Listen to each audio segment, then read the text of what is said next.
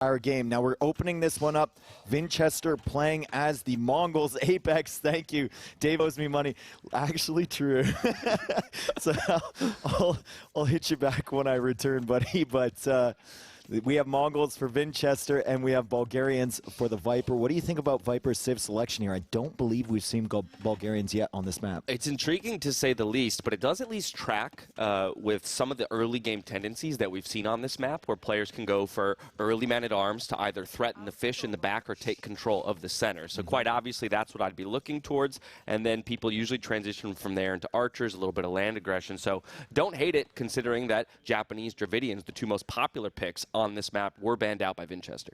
Yeah, and I want to see if Viper is going for that strategy of walling in this dock. Like, we didn't see that early in the qualifying rounds on this map, but then we made a change. The TCs got a little bit closer to the center.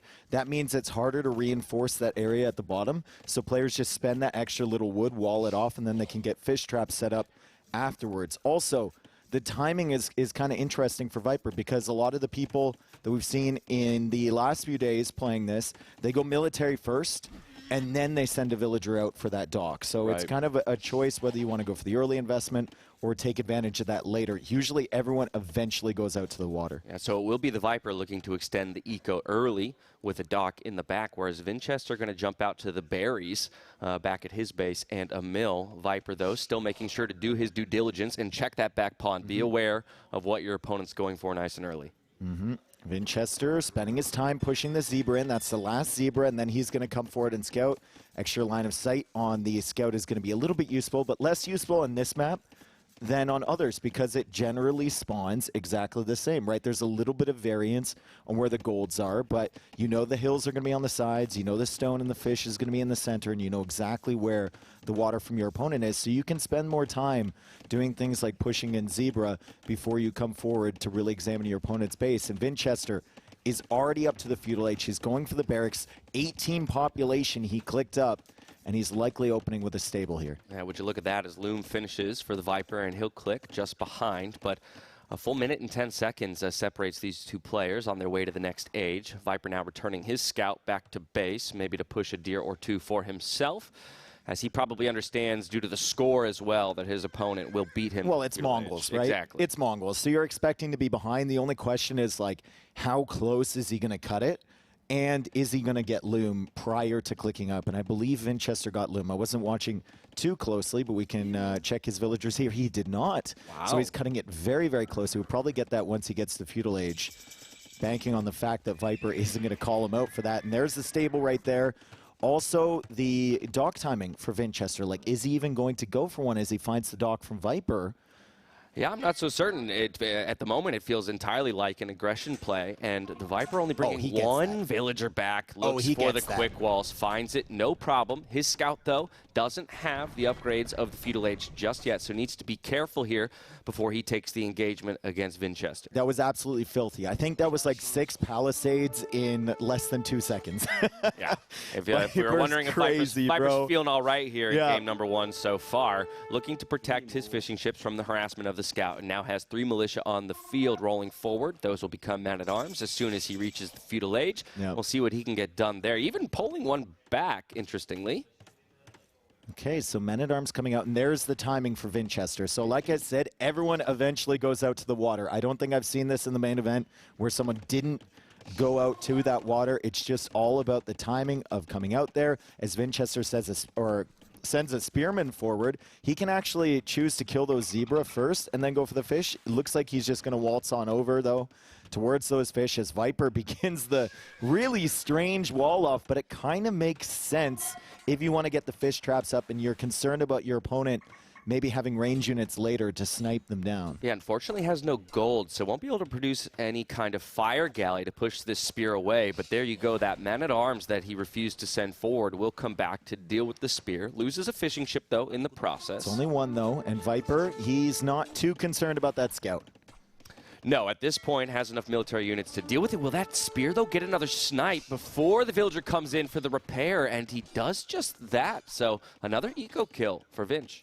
I think if you're Viper, though, the early pressure from the Mongols, the early uptime, you know you have the advantage in resources collected so far as Vinchester just pulls ahead, but Viper will pull ahead again in a couple seconds here. You know your early eco was better because of the fish. If that's all the damage you took, and those fish are expiring anyway, they're not going to be there for very much longer, I think you're kind of fine, as long as you didn't lose a villager in the process. And he managed to save that villager early with the quick walls, as Vinchester is now tracking these men-at-arms. He knows they're around somewhere, he's going to find them, and this is an easy clear-up. Yeah, 4 scouts is plenty to deal with 2 men-at-arms, takes an easy engagement, even microing to make sure that the scouts take as little damage as possible, and just like that, the forward men-at-arms essentially achieve nothing. And I think this is encouraging signs for the Viper, right? Like this start, we were wondering how is he feeling. We know he's been in and out of hospital and he's had stomach issues, and it's credit to him that he's still playing on here. But I haven't really seen any slip-ups yet. Obviously, he got the quick wall. We look at his idle TC time while all this is happening, 3 seconds. Only 1 second for Vinch, which is pretty impressive too. But so far, Viper has managed to get a pretty good start as he's now attacking the fishing ships from Vinch. Yeah, looking good, feeling good, forging in as well for the Viper. And given that all of his military units so far are melee, it will aid him quite a bit in disrupting the fishing eco back here for Vinch, even having to pull 2 scouts to try and deal with it all. Yeah, and Viper's trying to clear up this villager. He's got the spearman back there, so he takes some extra health off Vinch. And Vinch is going to go back for that scout. Viper will try to leave, and he was thinking about coming in with another one. Doesn't want to be discovered, though, and he backs away, so he's going to meet that up with some more scouts coming forward. Vinchester, because of the walls from Viper, smart early walls, unable to harass the fish. Viper can focus on other areas. Yeah, both players playing super solidly at the moment. Looking for a nice pick here, though, has to deal with the melee units and the spears first. Unfortunately, those 4 scouts aren't going to be able to pressure off of the berries. Viper going for big walls here across the front of his base, but if he can get these up, he'll buy himself a lot of breathing room defensively and can focus more on dealing damage to his opponent. And if you're wondering why Viper got forging, for instance, so early, it's not very common. We can see the specialty of the Bulgarians, right? The blacksmith and siege workshop upgrades cost minus 50% food, and the blacksmiths work 80% faster. So techs just fly in, and that's something you can really utilize with this Civ. The Mongols, of course, are getting that hunt bonus, which is great on a map with so much hunt, but the Bulgarians are spending less on their upgrades, and they're getting them so quickly. Yeah, so you can see their upgrade advantage for the Vipers still at this point with the attack upgrade. Lots of spears in defense, so up against those 8 scouts now of Vinchester. No damage will be found. Viper going forward with a couple of scouts of his own, seeing if he can find a pick or 2. But both players, I mean, look at them. Every time an overchop happens, the wall comes right behind. Vinchester, 1 villager, though, here to the north, perhaps going to get found by these scouts, and we could finally see some damage done. No, he already has the 6th sense for it and gets the wall up just like that. Yeah, super solid game so far from both of them. Viper still not idling his TC. Economy is looking pretty good. Vinchester, though, in a position to click up to Castle Age first. He does also have access to Step Lancer, and he has access to Camels with the Mongols, which could come into play here against the Bulgarian. But Viper does have the ability to make Krepos, and that all of the stone on the map basically is in this center area. So that could be a really nice place to set up shop. Yeah, I mean, it's something that we talk about plenty in the middle of the game is what does the control look like over those stone, and Krepos being so much cheaper, but in a lot of ways just as effective as an early castle drop might be the recipe for success for the Viper. Being able to sneak these 5 scouts in here against the walling villager, 2 spears push it away, and plenty more scouts as well. And a bit of a surprising what does he tower expect? drop, if I'm being honest. Yeah, what does he expect coming forward? Like, why is he making a tower there when he has all of these scouts? Yeah, I'm not so certain. It's interesting. It's like, you know you have the higher numbers. Are you expecting Viper to be up at some ridiculous time? Does he already think Viper's clicked and he's expecting the Knights to come in early, so he needs someone to hide his vills? I don't know why go for the tower there. Yeah, maybe a miscalculation on the investment of food or something like that, saying, well, my opponent produced fewer scouts than I did. He also had those fishing ships up first, so maybe he thought he was getting beat to the Castle Age, but in fact it will be Vinch who's up first. Viper not terribly far behind. more of those upgrades coming through. Infantry armor for the Viper, whereas it's forging for the side of it Vinch. just goes instantly, doesn't it? It's so crazy. So crazy. And that's the thing. You can pack a lot of power early on in the next stage, right? If your timings are close to the other player with Bulgarians, you're going to get it completed that much faster. Bloodlines as well, though, coming in for Vinch to give a nice health boost, rather, to these 8 scouts that are still trying to find some relevance. Yeah, the scouts, though, have more opportunity to find damage in Viper's base because Vinchester is almost fully walled right now. Viper's kind of got a patchwork, and especially with that stuff at the bottom, like if Vinch wants to kill those fish traps down there, he can punch through these walls pretty quickly if Viper's not paying attention, if he chooses to go that way. Vinchester just has to be worried about some over chops up here. There's potential for that, and Viper is constantly checking. That hut as well has like no HP. So if you want to go through, the hut is a good target. It's only 500, and I think it has like no armor. Yeah, it can always go after a yurt, get that down massively fast. That's what it's called. Yeah, there you go. I gotcha.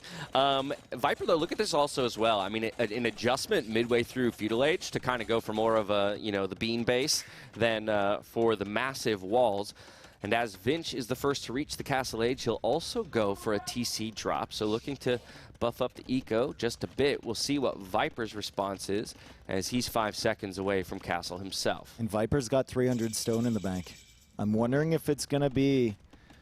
That Krepos play? Is it going to be a Krepos play from Viper, or is it just going to be a couple extra TCs and a slow build towards that demo in the dock there from Viper? He knows how to bait units into demo ships just as well as TaToH. It's just a question of whether this one will actually connect, and I think Viper needs to cancel that one because he can repair. But somehow, Dash, he's snuck into the back of Vinch's base. There's a giant hole on the right, and Viper is in the economy. Like Cav kicks in. Viper is taking a great fight against the scouts from Vinch. Nothing was happening in this game. Suddenly, Viper's found an opportunity. What timing he just found. The walls weren't complete on the right-hand side, and right as he gets to the light cav upgrade, with a few of those blacksmith upgrades as well, he hits the wood line and finds 4 villager kills. Yeah, it's kind of big, right? Viper, he's sneaky.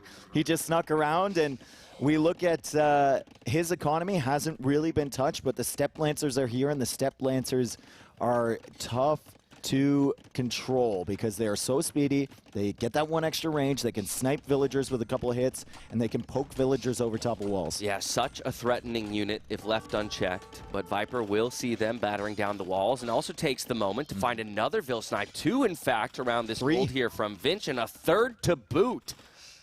Oh boy, he's also getting squires too, Viper, for his spearmen so that they can catch up to these Step Lancers. He's just going to have like a one-click defense, right? He patrols the spearmen in the direction. He's got walls, so Step Lancers will take time to go through. He can kill them then, and then he's going to be running around with these light cav at the front. I'm surprised we actually didn't see him try and invest more into blacksmith upgrades because they're cheaper, but he's gone for knights as reinforcements rather than opting for the upgrades. Yeah, at this point, a little bit more of a conservative approach, but I wonder if that's a result of the damage that he got done early in Castle, because he also moved out for a second TC, right? So I think understands that he has the advantage, and now is going to go into his classic, very classically Viper play of just extending that lead inch by inch. Dude, Viper's playing so clean. I didn't know what to expect coming in here. I didn't think anyone knew what to expect, so hopefully we're going to see continuation of this. And to be fair to Vinch, like, the villager count is still very competitive. He's been kind of falling behind in momentum here as Viper picks off another 2 villagers from Vinchester's economy, but he's in no way out of this game. And Vinchester, of course, with the Step Lancers behind Viper's base, could always make something happen. He just deletes the yurt. He's like, this building's useless. Pikeman coming through as well for the Viper, so he still has those resting around his base, looking for hits onto these Step Lancers. Step Lancers wanted to find some cheeky snipes over the top of the gold piles, but won't be able to do just that. Viper pushes it away. And Viper was kind of, did you see that? Like, he's doing all the little things. Like, he's trying to bait the camels after the weak ones and then go in and snipe the remaining camels with his remaining forces. This is maybe an ill-advised fight there, but maybe he realized that he was going to lose those anyway. Just wanted to take as much value as possible. Good clear up there for Vinch. However, at the back of Viper's base, Vinch's Step Lancers being pushed away once again as Viper goes for a 3rd TC in it. We've got somewhat of a reset here, But I want you to take a look at the stone count currently from the Viper. I was going to say, dropping a third TC, but still just barely away from that beautiful number, 650 for a castle drop, or possibly 2 Krepos. Who knows? He still has both options available to him. Viper's very much the player, though, that will wait for that 650 stone and go for a castle because it's giving you a lot more value initially. And he will delay the Krepos, and then he'll use the Krepos sparingly later on in the later stages of the game. These walls still aren't up. It's a third TC drop now to protect that stone, but once again, Viper's going to slip a couple knights in through the back of Vinch's economy. Also catches that overchop on his own wood line, which is massive in terms of protecting himself from Step Lancer raids.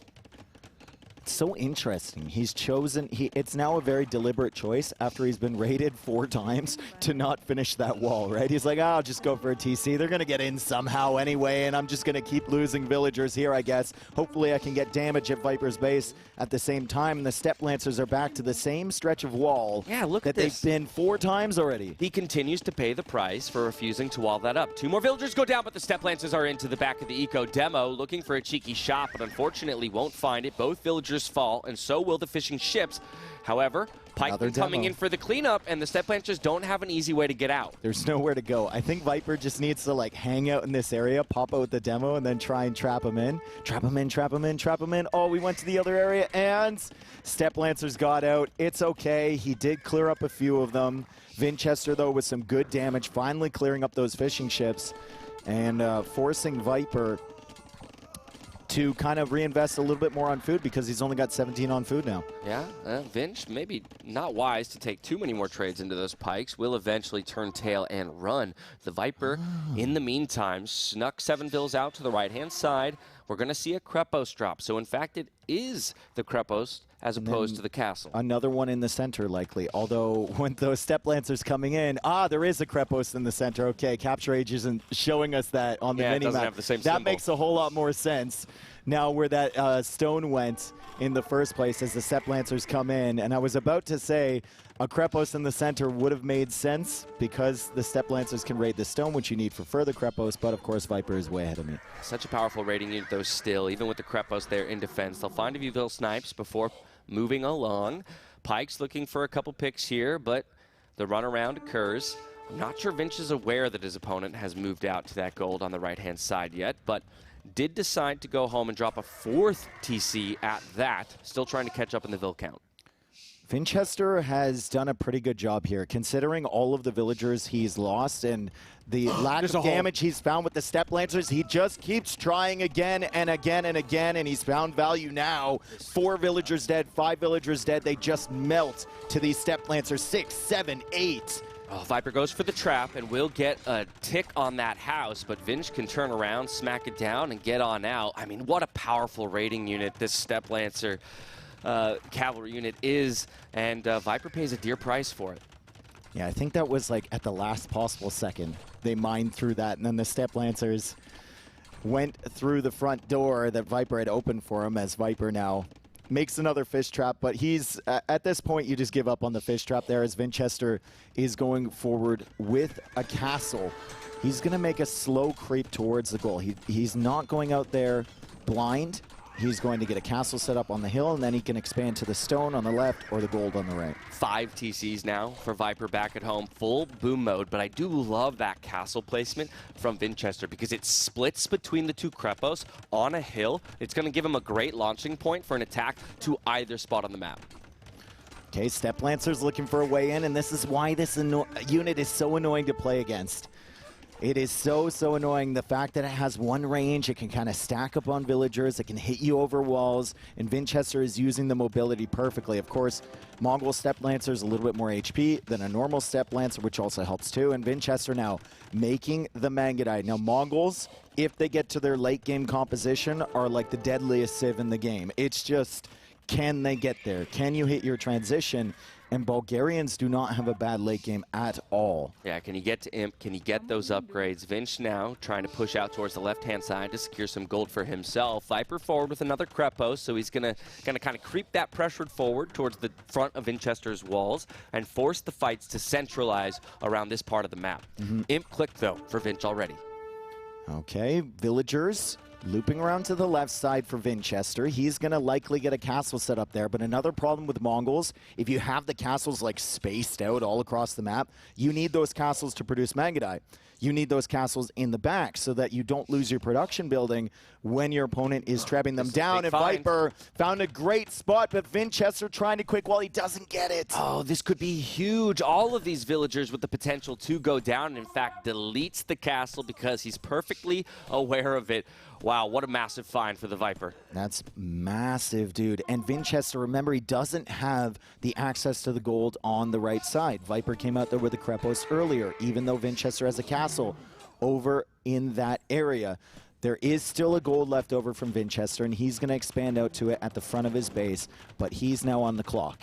It's like, how long can he survive without this gold income in the later stages of the game? Vinchester is the first one on the way to Imperial Age, minute and a half away, but Viper clicks now, and Viper has control over both hills. This is looking good for the Snake. Yeah, the Viper will take this opportunity to steal that castle position on the left-hand side. Does see the castle go up at the last moment here from Vinch, so should know that his opponent's on 2 castle Magadai production. We've got a minute away from the Imperial Age for Vinch, so possibly a couple Trebs can eat away at one of Viper's many held positions across the center of the map. Okay, Viper still controlling the gold, still controlling the gold, or the stone in the center, and Vinchester still trying to mass up Magadai. He's only got 5. He's got a lot of upgrades to get. He needs Elite Magadai, he needs Parthian, he needs Conscription, he needs Bracer, he needs the armor, he needs everything for these Magadai, and that's going to take so much time. Viper can just kind of hold the stone, hold the golds, and wait. Oh yeah, he'd be happy for this to go into a long game as long as that Magadai mass doesn't get up too high. And at this point, there's the Bracer click. We do have Ballistics in already, so again, a fabulous raiding unit as well. If you don't track those Magadais and they find their way to one of those many exposed wood lines back at home for the Viper. But full control over all 3 of those really important and rare resources in the center of the map. Where does Vinch go first with these Trebs? I think Vinchester has to kind of slow push out, right? He's got to build up 3 or 4 Trebs and then attack that right gold you see over there, because he's got this castle set up. But Viper's not making things easy for him, right? He's coming in here with the Conics. He's looking for opportunities. He's forcing the army over from Vinchester. And Viper behind this is just building up more and more Conics as he waits for Imperial Age. And he's going to be repairing this Krepos. And this looks very reminiscent of the game between Nicov and TaToH, right? Of course, that's a Krepos, not a castle. But Nicov was running out of time. He didn't have gold. He was in a similar position to Vinchester, and he just couldn't get to the hill no matter how many trebuchet shots he sank into that castle. Maybe it's a different story with a Krepos, but Vinchester is going to need to get the job done against this. Viper is in Imperial Age now, going for that final armor and conscription. He also has access to stirrups eventually, and stirrup hussar can be super deadly. Yeah, full-on distract mode for the Viper right now at the back of Vinch's base, buying himself time to loop these Conics in and look for some snipes onto these 2 Trebs. Removing these from the field would buy him so much time as Vinch looks to lunge forward for another more aggressive castle position. 2 dead Trebs, and you're like, oh great, I killed all those cavalry. Oh no, the dude's still alive. The dude's back again. He doesn't even need his horse. Gets back up and snipes the Trep. There's another castle there from Vinchester, but he still hasn't taken out the Krepos, which means he still can't get that gold, and Viper still has access to both golds and the stone in the center. And wouldn't you believe it, we're still not walled up on that right-hand side. Lucky that the Conics kind of run to their doom underneath the town centers. We do have a castle position up that can range at least that Krepos for now.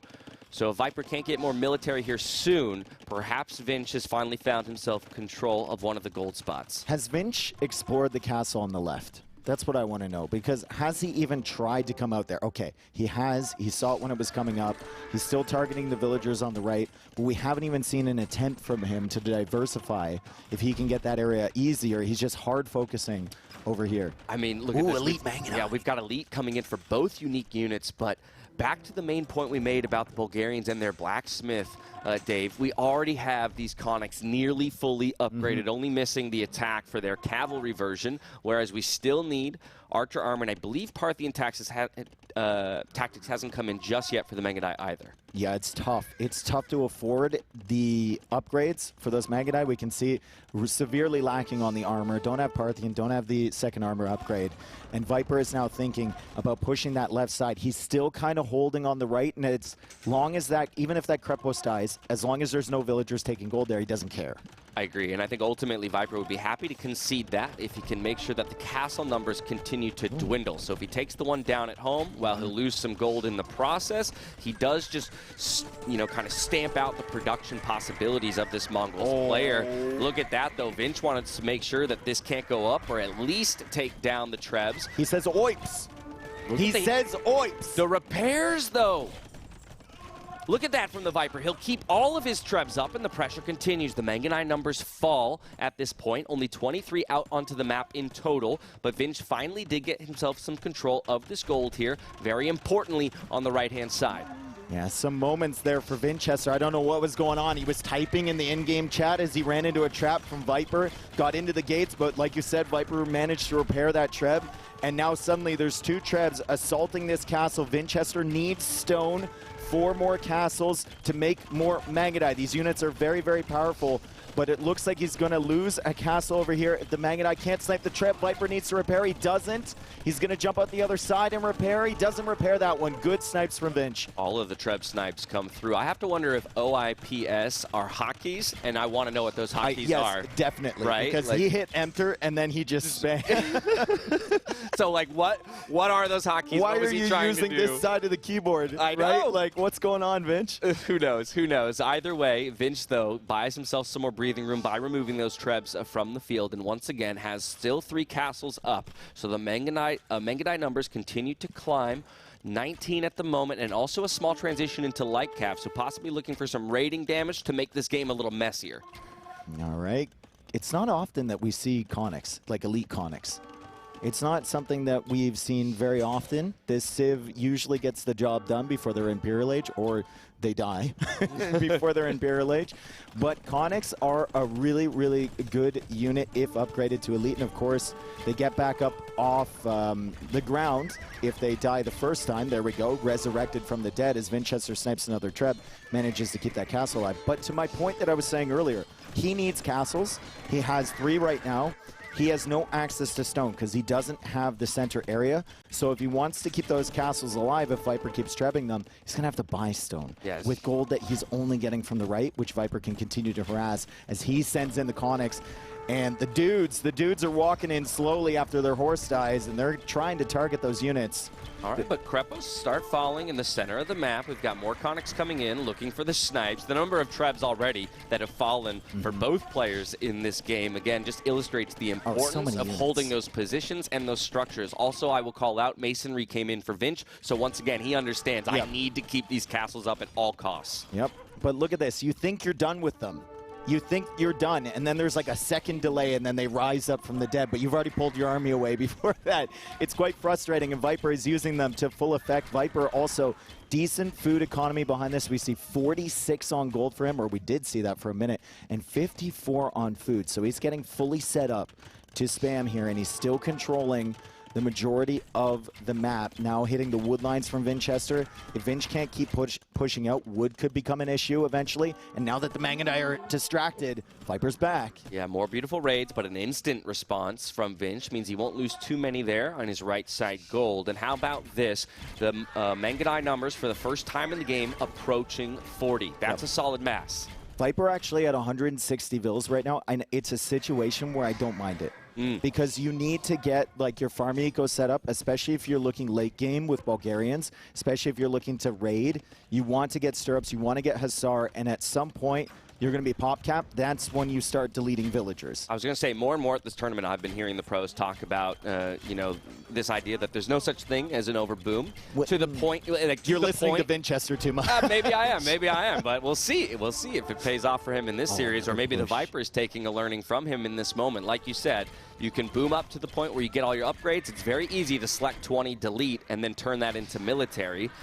as Vinch continues to contest for the center of the map, wants to pick up some of the stone positions for himself because at the moment, his castle back at home is being threatened. And Vinch is just in a never-ending, it's like a constant wave of units coming into the center of your base, you respond, and then you have another wave coming into the right, and then you have the Trebs coming back in the left, and it's crazy, right? He's responding. He hasn't been on Viper's side of the map in probably 20 minutes. It's a good point. There's been no threat to Viper's main eco. The castle at home falls, and so now the castle count is only down to 2 for the Mongols player. Still keeping those Mangudai numbers relatively high, and Lightcav looking to make a mess of this right-hand side here as Viper comes forward to drop a Krepost. He's got more Conics coming in, though, and that's simply not enough Mangudai, I don't think, to deny this. And also the Trebs on the other side. Vinchester catching those Trebs out. 3 Trebs go down from Viper. Gold access is not going to be an issue for him for now, but he'd certainly love to have those Trebs still alive to continue that push. Without a doubt, but I'd much rather have the position where 49 of my builds are on gold to the 4 of my opponent right now for Vinchester. And so while the Trebs do go down, the Mangudai are going to have to shift over. We're on a teeter-totter of military pressure in this game. I think Viper needs to start thinking about switching into something other than Conic potentially, but I mean, actually now that I look at it, just even deleting a few villagers at this point, now that he's almost pop cap, could be worth it, and just full investment. Yeah, full investment here. You have all the upgrades, you just got Blast Furnace, like just send them in, do the raids at the back there, and then push the Mangudai away from the gold. Yeah, he's maxed out at 30 military currently. If he deletes 20, he could near double those numbers. Vinch, though, continues to hold this right side position. It is his lifeline in this game. The 2 castles and their ability to produce his most powerful military unit, as well as his only opportunity to maintain some gold control through the course of the game. Viper taking the opportunity, though, with those range units massed up on the right-hand side. I'm going to dive into your eco and look to do more damage. Look how many kills those Mangudai have. Look how many kills these Mangudai have. 79 kills for 24 Mangudai. And I think even with that amount of kills, Vinchester is in a worse spot than he was 10 minutes ago. Yeah. So it's just constantly back and forth, back and forth, back and forth with these units. He's not really accomplishing anything other than stalling out the inevitable, which is a Viper victory. Yeah, at the moment, he doesn't have the gold to keep reproducing and hold that mass of Mangudai up above that magic number of 30 to 40. Once again, back on gold here on the right-hand side. Viper sniping the Treb, though, to keep the Krepost up. It looks like it's a slow creep, but I think the Viper continues to extend his lead. We've got Vinch dangerously close to falling below 100 Vills. Yep, and 130 population now. He just lost 20 pop in the last minute. This is crazy, right? Villager count going down. Viper unable to kill those Mangudai, but at this point, his strategy isn't engage against the Mangudai. The strategy is, I'm going to run where the Mangudai aren't. Yeah. Odds are you're going to have something there. I'm going to kill it, and then by the time the Mangudai come, I'm going to have a separate army coming in from the other side because they've got 38 on gold. You've got 0 on gold. You've got 0 on stone. You only have 19 on wood and 22 on food. There are 32 idle villagers right now for Vinch. He's down to 86 total. Vinchester is seconds away from tapping out of this game. Yeah, look at how many groups of Conics there are making a mess of Vinchester's eco. Down to 80 villagers now. Will pull some away in the back using crazy amounts of the market to get the gold in the bank, and he calls the GG, taps out. Game 1 goes to the Viper. And I hope that gives Viper some confidence, right? He looked a little bit shaky yesterday, understandably, given his circumstances, but that was a good performance from Viper. Vinchester, I think, also did some good work with the Step Lancers, and he had a decent opening, but Viper responded really, really well. Yeah, interesting fact about Viper's group stage performance is that all of his losses were in 3-0 fashion, complete shutouts. And so starting out on the right foot here with a win, also counter to the typical Game 1 warm-up for the Viper. But happy to get a win with the Bulgarians there, a much later Civ pick for himself as well, across from the Mongols of Vinchester. Okay, so Vinchester now has 3 home maps: Outcrop, Kawasan, Fortified, Clearing. We see some hybrid civs in there potentially for Kawasan, although we've seen the Aztecs do super well on that map.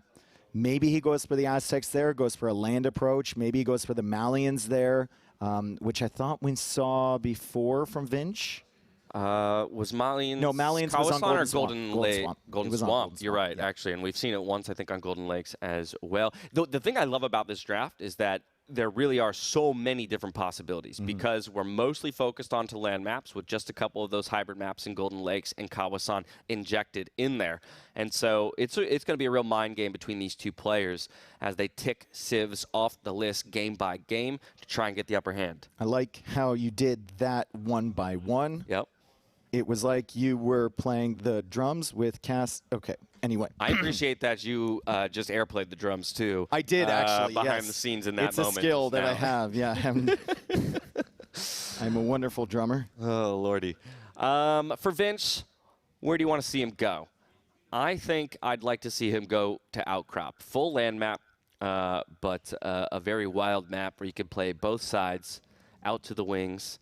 I think that keeping it messy here early on is probably the way to go. I think if you're Vinch, my strategy here would be trying to isolate the Hindustanis versus Mayans matchup. So I think what I would do, like on an open map, I think what I would do is pick Outcrop and Arabia last, if possible. Okay. Just so if the Mayans are still around, I can get a pretty consistent situation where Hindustanis will match up against Mayans. If the Mayans are picked on one of these other maps, then so be it, right? You wouldn't probably want Hindustanis there anyway because it's a different opening. But here we are. We're on Golden Lakes, and Viper is playing as Italians. Vinchester has busted out the Malay. All righty.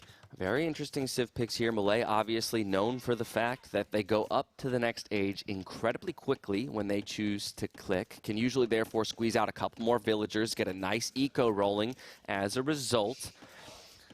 It's 80%. I'm 80%. a big numbers guy. I love that. 80%. Fish traps, of course, 33% cheaper as well. And the fish traps last a long time with Malay. And if you just secure one of these pawns, it can be fantastic. I'm looking at the woodlines setup here for Vinchester around those pawns. And honestly, pawn on the left has 4 wood lines that he can wall to, right? He can completely secure that, the one in the the one in the north, and then the one on the right, which you're pointing to right now, you're like, wait a second, is that already walled? That's like, a full wall. Man, the one on the right, Vodka, like, let's go take a look at this. If Vinchester gets over there, it's one villager over there, and you could create a community, an empire that can last for generations. Yeah, what the heck? There's like 2 full walls on this map. What's going on on? the right-hand side? That's pretty wild. But, yeah, we have seen Malay picked on this map once before. It was Jordan. Unfortunately, it wasn't the victory, but we did see the attempt at the fish boom on a singular pond while conceding control of the other 3 pawns to his opponent's scouts. Just passing? No. Looking for the fight. The Viper gets the first hit, so now Vinch has to turn tail and run. Yeah, Vinchester running away. He's still walled in his villager, though, so even if the scout comes over there, he should be fine, and the dock's going to go up. Also, a nice little bonus from the Malay is the line of sight on the docks, and dude, we're in sync. It's like I'm dancing with Vodka right now. You see, he goes there. He knows. He's chuckling right now. I can see it. I hope you are. And the line of sight on those docks is kind of ridiculous. So if Viper tries to go for forward docks to, you know, be aggressive on that pond, there's a high chance that Vinchester will see it. Yeah, difficult to sneak against the Malay in that regard, although we did see Nicov go for it in that game against Jordan, even had some cheeky walls on the villagers and really disrupted the eco in that game. We can see the wall starting to go up here on the left or on the northern side for Vinch, while Viper grabs control of the southern pond. Vinch still looking for both his opponent and his opponent's dock. Yeah, he knows Viper's not over there now because he can't see any of the resources, no golds or anything like that, but he's still checking just to make sure the Viper's dock isn't over there, and Viper will come over to the right side. He's going to hit this woodline and be like, what is going on? Why can't I get over to this pond? But he'll find that area and maybe take advantage of that a little bit later, and he knows Vinchester's TC likely to be in the center. Yeah, loom click for Vinch, then more vills queued up, which means he's thinking about sending a villager forward to perhaps dock and contest Viper's pond. Runs through the middle of Viper's eco. Don't know if he took damage there. Okay, 30. Yeah. And Viper is aware of it, so maybe we'll think about bringing his own scout back to contest and deny the dock. And the villager is coming forward right now for Vinch. It's so difficult to hit the timings with Malay because of that uptime, and thank you everyone for telling us that it is actually 66% and our overlay was wrong there. Oh, that's, well, good. Yeah, good catch. The numbers lied to me. Gotta love it. Chatting. All right, Vinch actually redirecting that villager to the left-hand side, right? So possibly because he lacks the scout health and doesn't know where Viper's scout is himself, opts for second pawn control as opposed to contesting his opponent. Viper's still yet to move out to any other pawns. Yeah, Viper's just going to play this a little bit more defensively, right? And I wonder if he's going to go for a land approach and just be content with having one pawn. You can see the way he's sending that villager over there. He might just have the 2 docks set up and then have maybe a house or something in the center to know if there's a sneak dock coming up from Vinchester. And he'll just be perfectly fine with having his fish set up in one pawn. Then he can make his way to the Castle Age. Of course, Italians, as we bring in our other Civ overlay here. Advancing to the next stage is 15% cheaper. Dock and University Technologies cost minus 33%. Now I'm hoping that all these numbers are correct as I'm reading. It sounds right. And fishing ships, of course, are 15% cheaper. So that's very, very nice synergy there in the bonuses, especially on a hybrid map like this. Yeah, it makes it easy to boom up with those fishing ships. And with that second dock down in the back, should have full control of that pawn. Now, big walls going down, we see, for the Viper, trying to secure his base. But I think he's still blissfully unaware of the fact that Vinchester went to that western pond. And I wonder if and when he'll even think to go out there and look for it. Yeah, he's scouting the front of Vinchester's base. So that tells me that Viper thinks there's going to be some sort of archery range or something like that. He's just taking a look. He's going to see Vinchester walling up here. He knows about the dock, obviously, and he knows about the walls on the left. He's just making sure there's no land pressure coming forward. I think at the moment, though, he suspects that Vinchester is just going to full wall and boom with fish traps in that pond to the north. He needs to explore the pond to the left, though, just like you said. Absolutely. It could really catch him off guard, the fact that his opponent has managed to snag 2 pawns, while he, as the Italians player, has opted to stick to just 1. Walls continue to go up. No damage dealt yet for either player. So a near even game, while Viper, with 10 fishing ships at this point in the back, has a small eco advantage. And that's the hard commitment, right? He has cheaper fishing ships. He goes for the second dock there. He doesn't spend any time walking across. I say that, and he's walking across right now. But Vinchester will catch up to him in fishing ships eventually. Viper put the wood into the fishing ships first, and he's going to run out of fish on that pond first. So he's going to have to be careful. And the villager has been found here from Vinchester. Viper, will he save this, Dash? Yeah, what are you betting on? I'm going with Viper absolutely yes. Absolutely yes. Well, fantastic timing. I mean, yeah. Will he ever get the dock, though? I think so, because now that the scout is here, he can go ahead and chase Vinchester Will he away. wall into those wood lines? What has he seen in the corner? God, I hope so. I think he has actually, at this point, scouted out that major wood line over there. Even went out to the left-hand side, finally. Yep. And that was without having scouted it. So just went out there for control for himself. Vinch, though, with a fire galley on water, means that Viper will have to amass numbers to be able to contest it in just a bit. But it'll be 3 pawns, or, well, 2 controlled for Viper and contesting 1 for Vinch, a singular one controlled, and then contesting that one on the left. Castle Age on the way for Viper, though. But Vinchester's... Do you think Vinchester will be there at exactly the same time as him? Because look at the resources here from Vinch. If that market was already up, the answer would probably be yes. He's going to be there at a very similar time because of Melee, as the market and the blacksmith now being built from Vinchester. Viper going for the dock on the right. Credit to Vinch, by the way, for making that fire galley first and exploring the shoreline over here and discovering the dock from Viper. So he's fully prepared for everything coming in. He's not getting caught with his pants down with like 8 fishing ships over here and not a single ship of his own. Yeah, quick maths says that the Melee will still be a few seconds later to the Castle Age, even with that bonus that they have. We see the market being used currently to get the remaining food necessary for the click-up. But the Viper, a minute and 10 seconds away, got fire galleys garrisoned in this dock, even going to drop a second one, so really wants big control. But he can see over that. the west. Oh my God, that line of sight! And this is with Town Watch on top of what is a already normally disgusting vision. So Vinchester not going to be surprised by that double dock production. Town Watch is big with those docks. They're basically like a satellite on that entire corner, right? He knows everything that's going on at that pond. He just has to fully realize and look over there and know that if he wants to keep his fish safe, he'll need to keep producing. Looks like he is. Viper has stretched out to that dock on the right, as we showed before. I don't know if that's a villager from Vinch on the right side, as Viper is now running out of fish at the bottom, and it is indeed a villager from Vinchester, but Viper already going for a fire galley. Ooh, love that. Goes for the military unit first to patrol through the rest of the pawn and become aware of whether or not his opponent is looking for a move. 2v1 though here on the fire galleys means that Vinch continues to win out on the left side, even trying to save one, and fantastically done. Micros that low health fire galley away. It's the Italians player though who has the first text coming in, and we'll see if that can net him any advantage in the water battles. Well, he's got the other dock in the north, and he's got a fire ship coming out. He's got a fire on the right side. Doesn't quite see that dock yet from Vinchester, and it looks like Viper is going to be able to fully contest this pond over here in the west.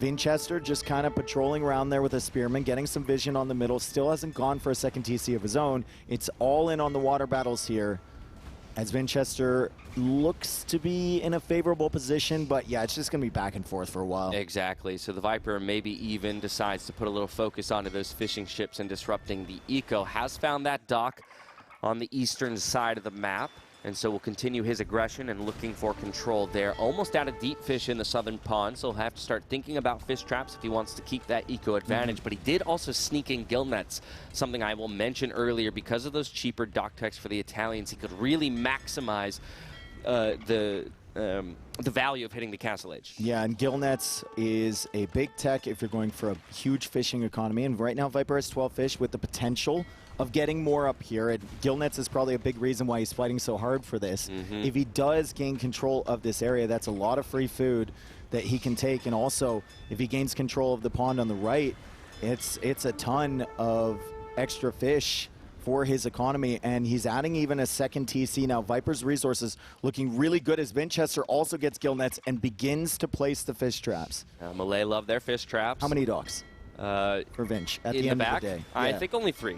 You think only 3? Yeah, I think in that pond specifically. I think only 3 in the end. I think 5. Oh wow. Yeah, I'll be impressed if he gets to those numbers. Demolition ship looking for some damage. Will find the 1-for-1 trade. Does buy himself a little bit of breathing room on the right side, but for the Viper, it's full control of the left pawn for the moment. Demo. There is a demo, and there's one fire. Is Viper still producing up in the north there? Demo comes out.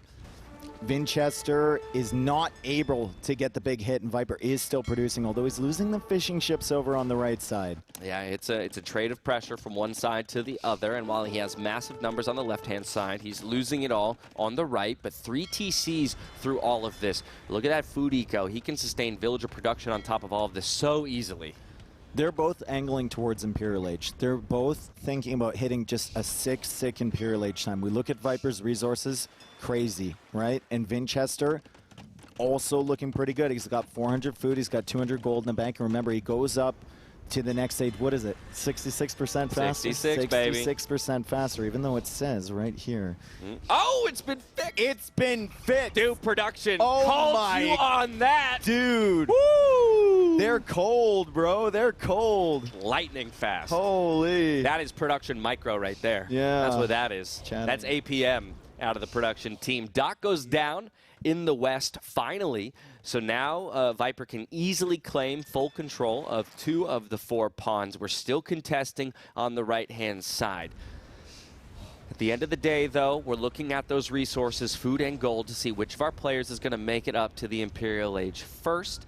Wheelbarrow coming in to support now maybe a transition onto some land eco for the Viper. No farms yet dropped for the Malay as we speak. I'm surprised Viper hasn't clicked up yet, but I guess he's just full booming here, even though he was floating a lot of food before. Still kind of hinting at the fact that he wants to go up, and he's on stone now, so he's thinking about a castle near the center. Of course, the center of the map has all of that gold. It's also cracked earth terrain. It's also in a little divot. There's the market use, though, which indicates that we will have an Imperial Age click soon. Yep. Remember, Italian's a slightly cheaper Vinch Imp Age, and there it is. But yeah, Vinch, who's not far from the resources himself, and with that Malay bonus, will likely still be the first to reach Imp. The question is, what does he do with that timing? It feels like it's just an Arbalest play from him, right? We saw the archer range, I think, from Vinchester, as Viper is not adding military at all. Okay, he's going for some barracks, so maybe Condottiere. Yeah, potentially. Could go for condos. The That's problem with scary into Arbalest play, though, it's really scary into Arbalest play. Like, you can hit that super quick timing, right? If you get your final infantry armor, he doesn't even have any infantry armor. But if he gets it, he can hit that timing and raid and maybe take out a big group as he builds up bomber cannons behind. But eventually, you're going to need to shift into something else because Arbalest just shred them. Yeah, down to 15 on food at this point. You see a bunch of farms being dropped at home, but especially if you're going for those condos, you're going to need to get the food eco up. We see it shoot up to 21 now on food for the Viper, whereas for Vinch, we do have the Imperial Age click, and look at that. He'll beat his opponent there by 25 seconds with the later click. Vinch just grabbed 4 relics here, and he grabbed them like really, really quickly too, because he's only got a 200 gold worth of relic income so far.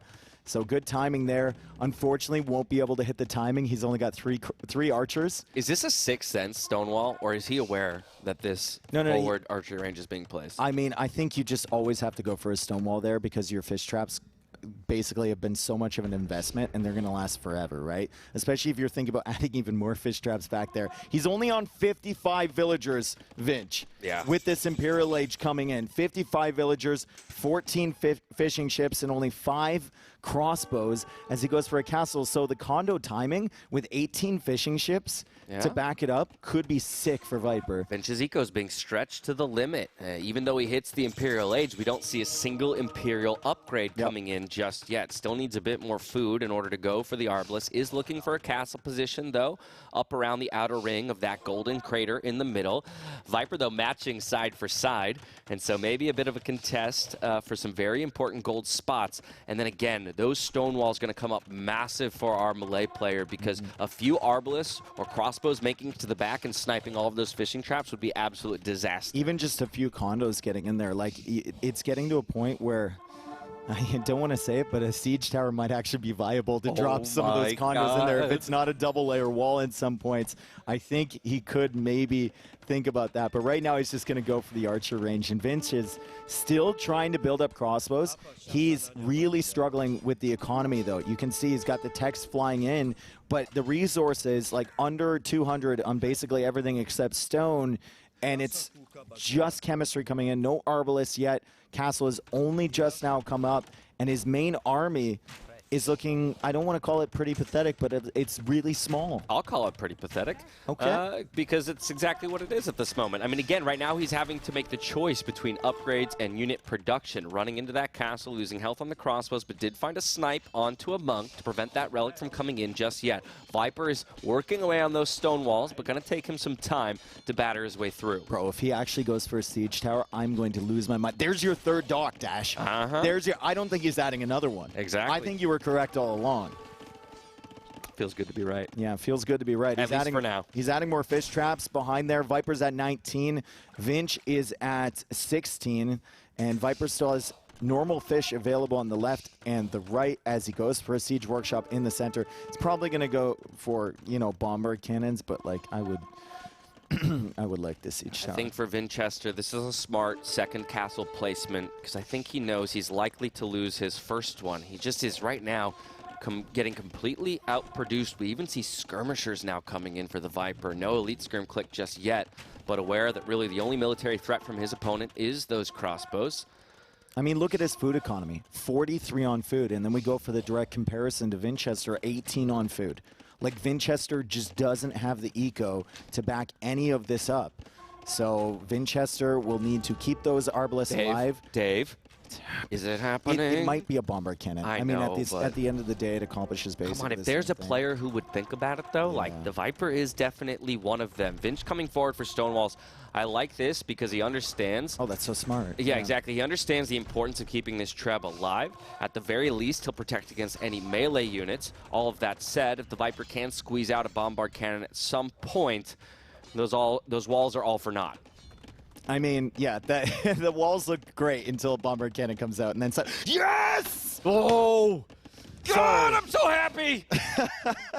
There's a siege tower in the queue. Yeah, we didn't even say what it was, but hopefully everybody's eyes went quickly up to the top left of the screen where we see that siege tower in production. Could catch Vinch completely unaware.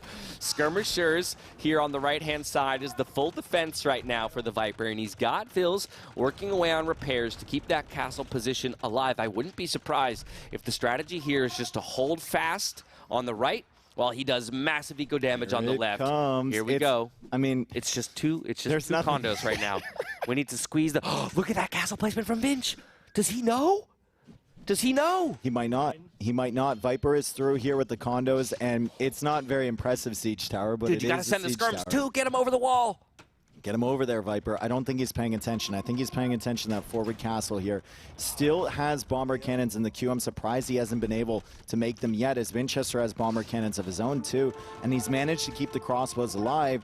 He's slowly expanding his eco behind this. Yeah, big cannon hit onto a stack of those elite skirmishers. Whittles down the numbers well and means that these crossbows still have permission to sit out in front of the Treb and play protection. 2 bombard cannons, though, for the Viper now moving forward. This is where it can get very scary for Vinch in terms of completely stalling out his push. It's all about the bombard micro. One hit lands, but it's not a kill. A second one does, and there goes the first of the siege units for Vinchester. Perfect control here from Viper. He knows he can toss away the skirms, and the crossbows are going to be very, very difficult, as he's kind of denied that castle for the time being. Karambit's being sent over to deal with that, and look at these crossbows. Vinchester only has 10 of them alive. He's in a really, really tough position, loses the Treb and is forced to back away, and Viper has the far superior economy, 130 working economic units right now. Vinchester only at 93. He'll clear up the siege tower shenanigans, but the fishing ships have been killed, or a few of them. Yeah, through all of this, we have 15 kills in the eco for the Viper. Only 3 lost in total over the course of the game. So good damage dealt, in all honesty, from 5 skirms and 2 condos. Also delayed that castle timing by quite a bit. And through all of it, with 3 bombard cannons now on the right-hand side, he's the one who has a position to perhaps push forward. I love how that siege tower is kind of just still against the wall. It's like, I am a wall. Like, Vinchester doesn't even go for that, right? He's blending in. Dude, yeah. It's basically a gate. You can just hop in and go over the wall. So Viper's just keeping it there in case he sends more units over. Vinchester not doing anything. He does have a castle, though, so it's unlikely for Viper to come in that direction. Vinchester now pushing out through the center. Still no Arbalest tech, is going for block printing. He needs his monks to be there to convert the bombard cannons, but Viper is now pushing out. I was going to say, wild that he's not been able to get himself to that Arbalest tech. And in the meantime, Viper, look at his queue on the left-hand side. He's got the armor upgrade for cavalry. He's got forging coming in, Villese as well, to make sure that he's even more effective with his own archers in the middle of the map. We've got some hand cannons mixed in. He's going for a very diverse army composition to deal with whatever Vince throws at him. 195 pop out of 200 to only 140 out of Vinch. It's a beautiful eco balance from Viper, the way he's approached this, right? He got the TCs up faster than Vinch, and he's actually the first one to get Arbalest, even though Vinch opened with like 40 crossbows. Viper is the one that is going to go into Arbalest here. Skirmishers can be thrown away now that you're at 200 pop. He's going to just push the villagers off the gold, and the bomber cannons are going to be pushing behind this. Vinchester, yet another game where he just can't push over to Viper's side of the map. Viper is controlling everything. Vinchester in full defense mode. Yeah, once again, looking ultra scary for Vinch, and kind of similar to game number 1, struggling to find control over any gold on the map. 12 on gold currently. And really, it's just about this one point in the center of the map. But the Viper doing good work. This is a with bad position for Vinch. Be careful, you're going to lose a few of those, Vinch. Oh, they connect, but unfortunately, none go down. And there we go. Good micro back from Vinch. Keeps all of his bombard cannons alive. His most important unit on the map right now. Bro, Vinchester must have just been sweating there as he, like, you could tell his attention was somewhere else, and then he came back and he's like, oh my god, and I don't know how he didn't get nuked. It's like perfect calculation. Your heart's in your throat in that moment. Yeah. Your heart's in your throat. Well, here we go. More engagements. And like you said, no real issue with throwing away skirmisher lives when you are already pop capped. So the Viper happy to do that to keep these bombard cannons at bay. But the numbers keep climbing here for the Malay player. Now 9 on the field. I like the Cavalier switch, though. And he's completely hiding this Cavalier switch, right? We'll see the stables now. Oh, he doesn't see the stables. And Viper is getting the Cavalier tech. He's getting the final armor. He's getting light cav as well. And he's just got the skirms forward, just kind of holding the army from Vinchester. Vinchester is teching into Pikeman now, so he feels like it's coming. He sees a stable, and he is going to be able to produce counter units, but I don't know if they're going to be in time as these 9 bombard cannons need to run away. Yeah, they look for some target fires. Unfortunately, not enough damage to take out any of these Cavalier. Cavalier rolling forward, looking for bombard picks. Will take a number of hits, and now the pikemen have arrived. A good number of Arbalists here for Vinch, playing protection mode, and he will be able to clear up all these Cavalier at the cost of 1 or 2 bombard cannons. Yeah, I think that's probably worth it, if for no other reason than to push back the bombard cannons if you're Viper, but good job from Vinch to make that switch into the pikemen so quickly. Like, excellent game sense. He didn't see anything, right? He didn't see the stables or any of that, and he knew that Viper was going to use the skirmishers at the front and then tech into something else behind. He made the correct decision. Yeah, military numbers near equal for both players. Still an eco lead, though, for the Viper as he pushes the pressure now to the right-hand side of the crater. 1 of the Trebs goes down, but still 4 bombard cannons looking to deal damage. Ooh, finds 1 snipe, which is very nice. Redemption about to finish here for Vinchester, though, and that could be a difference maker. So annoying, dude. Look at that Cavalier 1 bombard cannon snipe. Can he get a second one? Vinchester sniping a second bombard cannon. Can the Cavalier get another one? He got a snipe there with his bombard cannons. Viper is losing all of his siege here. He's only got 2 left, but he does manage to snipe one from Vinch. He loses another one. Vinchester with a desperation hold, and he's doing an excellent job. Viper looked like he was going to take down that castle. Vinchester, though, has more bomber cannons than Viper now, and he continues to hold on this right side. He needs that gold access. Yeah, things slow down for just a moment as the Viper reconsiders what his unit composition needs to be. More stables being dropped on the right-hand side, another siege workshop as well to get those siege numbers back up so he can continue to push that castle position.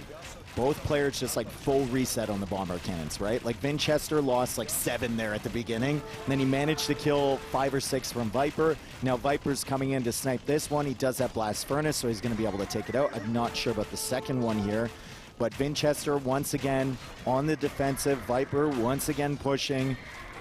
The population's looking heavily in favor of the Viper, 180 versus 140. Yeah, Vinch has struggled to get above that 150 number. And if we take a look at the ecos, they're completely strapped, but still more villagers on gold for Viper means he's got that in the bank for quick unit production. Tons of wood floating for Vinchester, so perhaps needs to consider a rebalance or just some market use. Did he make a 4th dock in the top? I don't look. It not that important. It kind of looks like he made a 4th dock in the top there. I don't know what, did I say 4 or 5? I don't know. 5. I saw that. I was like, yeah, baby. We got space for another one on the left too. Vodka, why would you do that to me, man? We've got this giant fight happening in the middle, and he still wants to prove me a liar.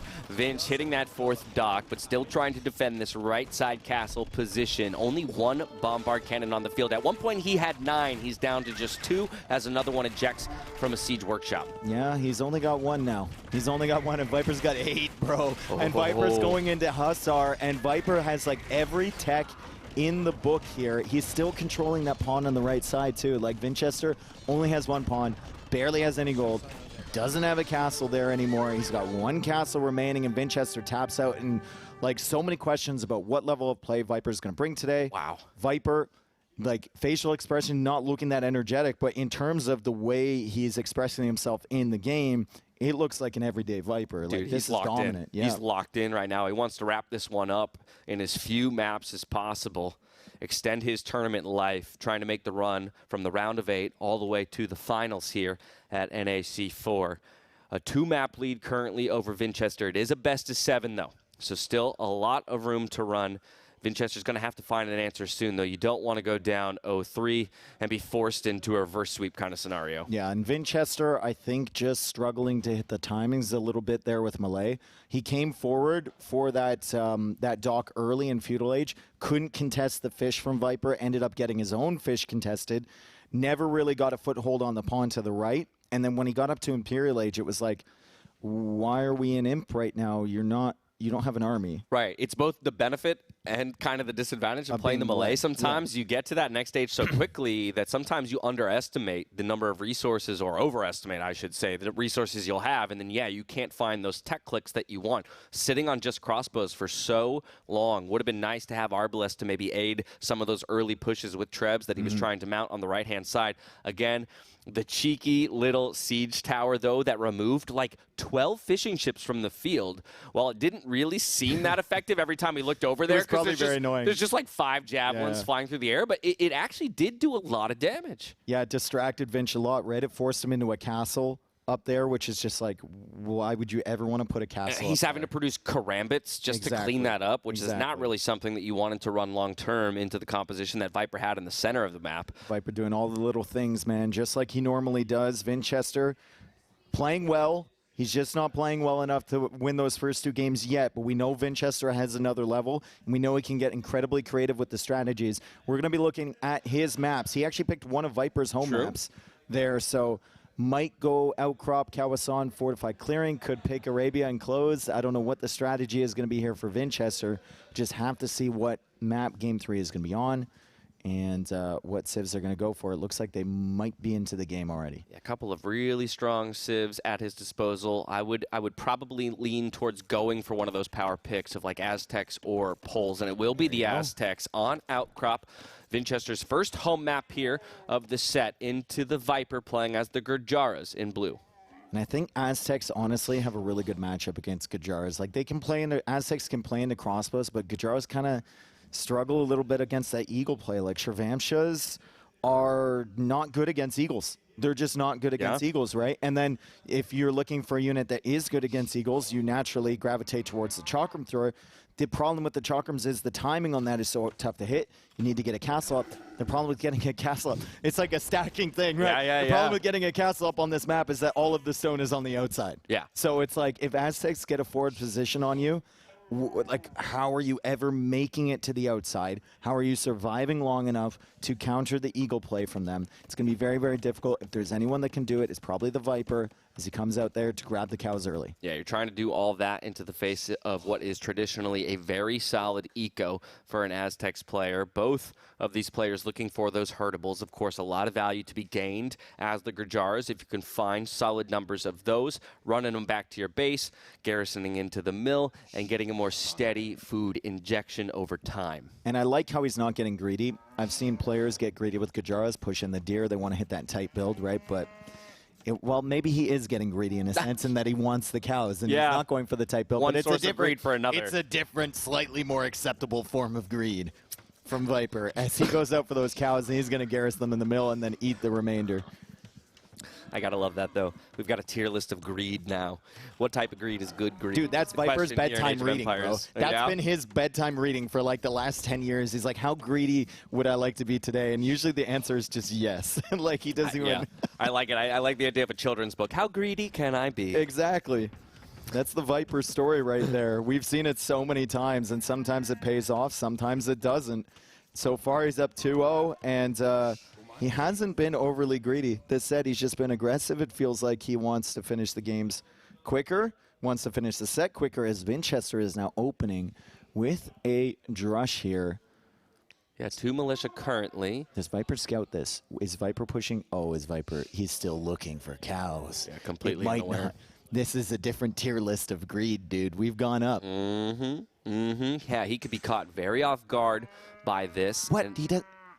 What? You have to, when you're looking for cows, you have to make the noises. Okay. Viper softly in there. I heard a very soft moo from the player. And they responded? Yeah, and then you find them. Yeah, from Fog of War. Test it out yourself at home, folks. It works. Okay, 2 militia coming forward for Vinch, and that's all it will be. No more in the queue. Viper still unaware. The beautiful thing about this map is you don't have to scout your opponent before you go forward because of the fact that you know they're straight up the gut in the center. All right, did take some damage on that Eagle Scout. Would have liked to avoid that. This tells Viper that this is coming. If he sees that Eagle just sitting there, that is like the other player saying, I'm coming with a drush, And Viper knows this. He has time to prepare, but the villager gets caught outside. He deletes the wall to engage, and he's going to try and get back in, but Vinchester, he's done this a million times. He's just going to bait the villagers back and forth. Viper, though, so fast. I was going to say a bit of a misclick. Might get punished for it, but no. After fighting those militia away with 3 villagers, he gets them back inside the walls on his wood line and can start working away yet again. Now as the pressure rotates around to the mill, the walls are already up, and so it is forcing a little bit of idle time, a little bit of resource usage, something that you want to see out of a Drush, but no real damage as of yet. How on earth do you do that with 3 villagers with 3 separate walls all coming up at the same time? I get it doing with 1 vill because it's like click, click, click, click. Yeah. But with 3 vills, it's like click, click, click, click, click, click, click, click, click, click, click, click. It's crazy. Yeah. I couldn't even follow that. I know. Yeah, if I can't follow that.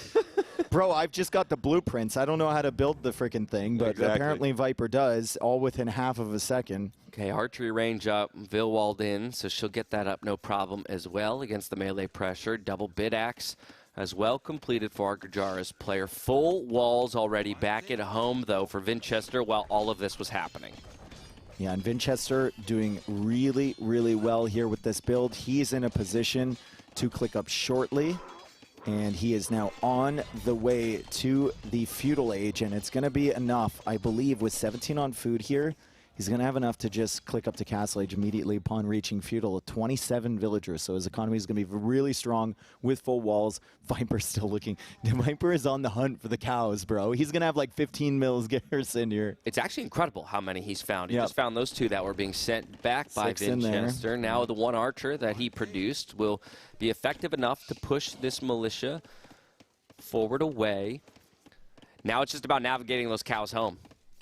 And he's going to be tracking this army here with the archer, though he left it out there in Vinchester with some nice little blocks. Vinchester kind of, it was interesting there because he kind of left with the eagle to make Viper think the eagle wasn't there, and then he swooped back in behind. Very clever move there from Vinch. Yeah, very well done, and right back to the walls to threaten the wood line. Either going to force out some idle time from a single villager. Viper coming back with his scout now. No more military in production, though, so he's just going to have to endure those 2 militia battering away on his palisade walls. I honestly don't know. Like, do you make another mill and garrison these, or do you just eat them? I don't know with the new Gajaras, like, ever since they got that nerf, I'm not sure about the math. I'm sure we have thousands of people here that are sure about the math, even if they're technically correct or not. And Viper's going to choose to just eat those cows instead. Yeah, he answers the question for you. Would like to preserve his wood for the time being as opposed to investing it into farms, but did get horse collar, so I wouldn't be surprised if we see a few more go down soon enough. Here comes a stable as well from the Viper to get a few more military units out onto the field. Vinchester, though, with his feudal age timing, is dropping 2 buildings back at home and will soon be on his way to the castle age. Yeah, Vinchester going double archer range against Gajaras. Is this like a double mind game here? He's like Viper saying, I don't think you're going to go into archers. I am going to play like you're going into eagles, and then Vinchester saying, I know that you're going to play like that, so I'm going to play crossbow opening. I think it could be that. I think it could also just be a timing call, right? Just saying, I know I'm beating you to castle. So if I have, anywhere from 5 to 10 crossbows upon reaching there, get my upgrades. For example, this forward exposed gold is under a ton of pressure, all these wood lines, and since you still have your militia forward, you know your opponent's not fully walled yet. Yep. Villese versus MBL in the second qualifier. That was 1-0 against Aztecs, and I remember that game, and I think that was a tower forward game, so I don't think that's a great sample size. That was a typical crazy MBL skirmishers forward towers game, so I don't think that's the greatest sample size. Yeah, another blueprint that will not be followed in this game. 1 minute away from the castle age. Viper's able to click up himself just now, and so not too far behind, but might have to endure a little bit of pressure as he continues to look for walls on the front side of his base. Second stable, though, for the Gajaras player. No surprise, as that is their bread and butter military building in the castle age. And he's adding in a scout. He doesn't see the archer ranges, and he completely missed the army from Vinchester, but it's still a stable play here from the Gajaras. That's very, very interesting. I like it too. He's producing a couple scouts on his way up just to have a little bit more presence on the map. Also make sure he might be able to track anything that comes in. And look at that. Sees the archers on the way. You need to build that faster, my dude. And Oh, Viper's just like, nope, I know that is not working. I am abandoning my gold. Everything gets deleted over here. The villagers are on the run. Maybe I can delay this army a bit, and I'm going to have to send now. Mass migration. Look at this. Yep, 20 vills are running. Everything. And he's got to go for a tower over on the other side to help defend himself. That is not a tower for the militia. He's not overly scared of those. It's a tower for these archers that are inevitably going to be crossbows and always going to make their way over to this side. I will say I absolutely love this, though. It's just tremendous respect towards the damage that Vinchester can do. Viper so far saving every single one of his villagers. Tower is up.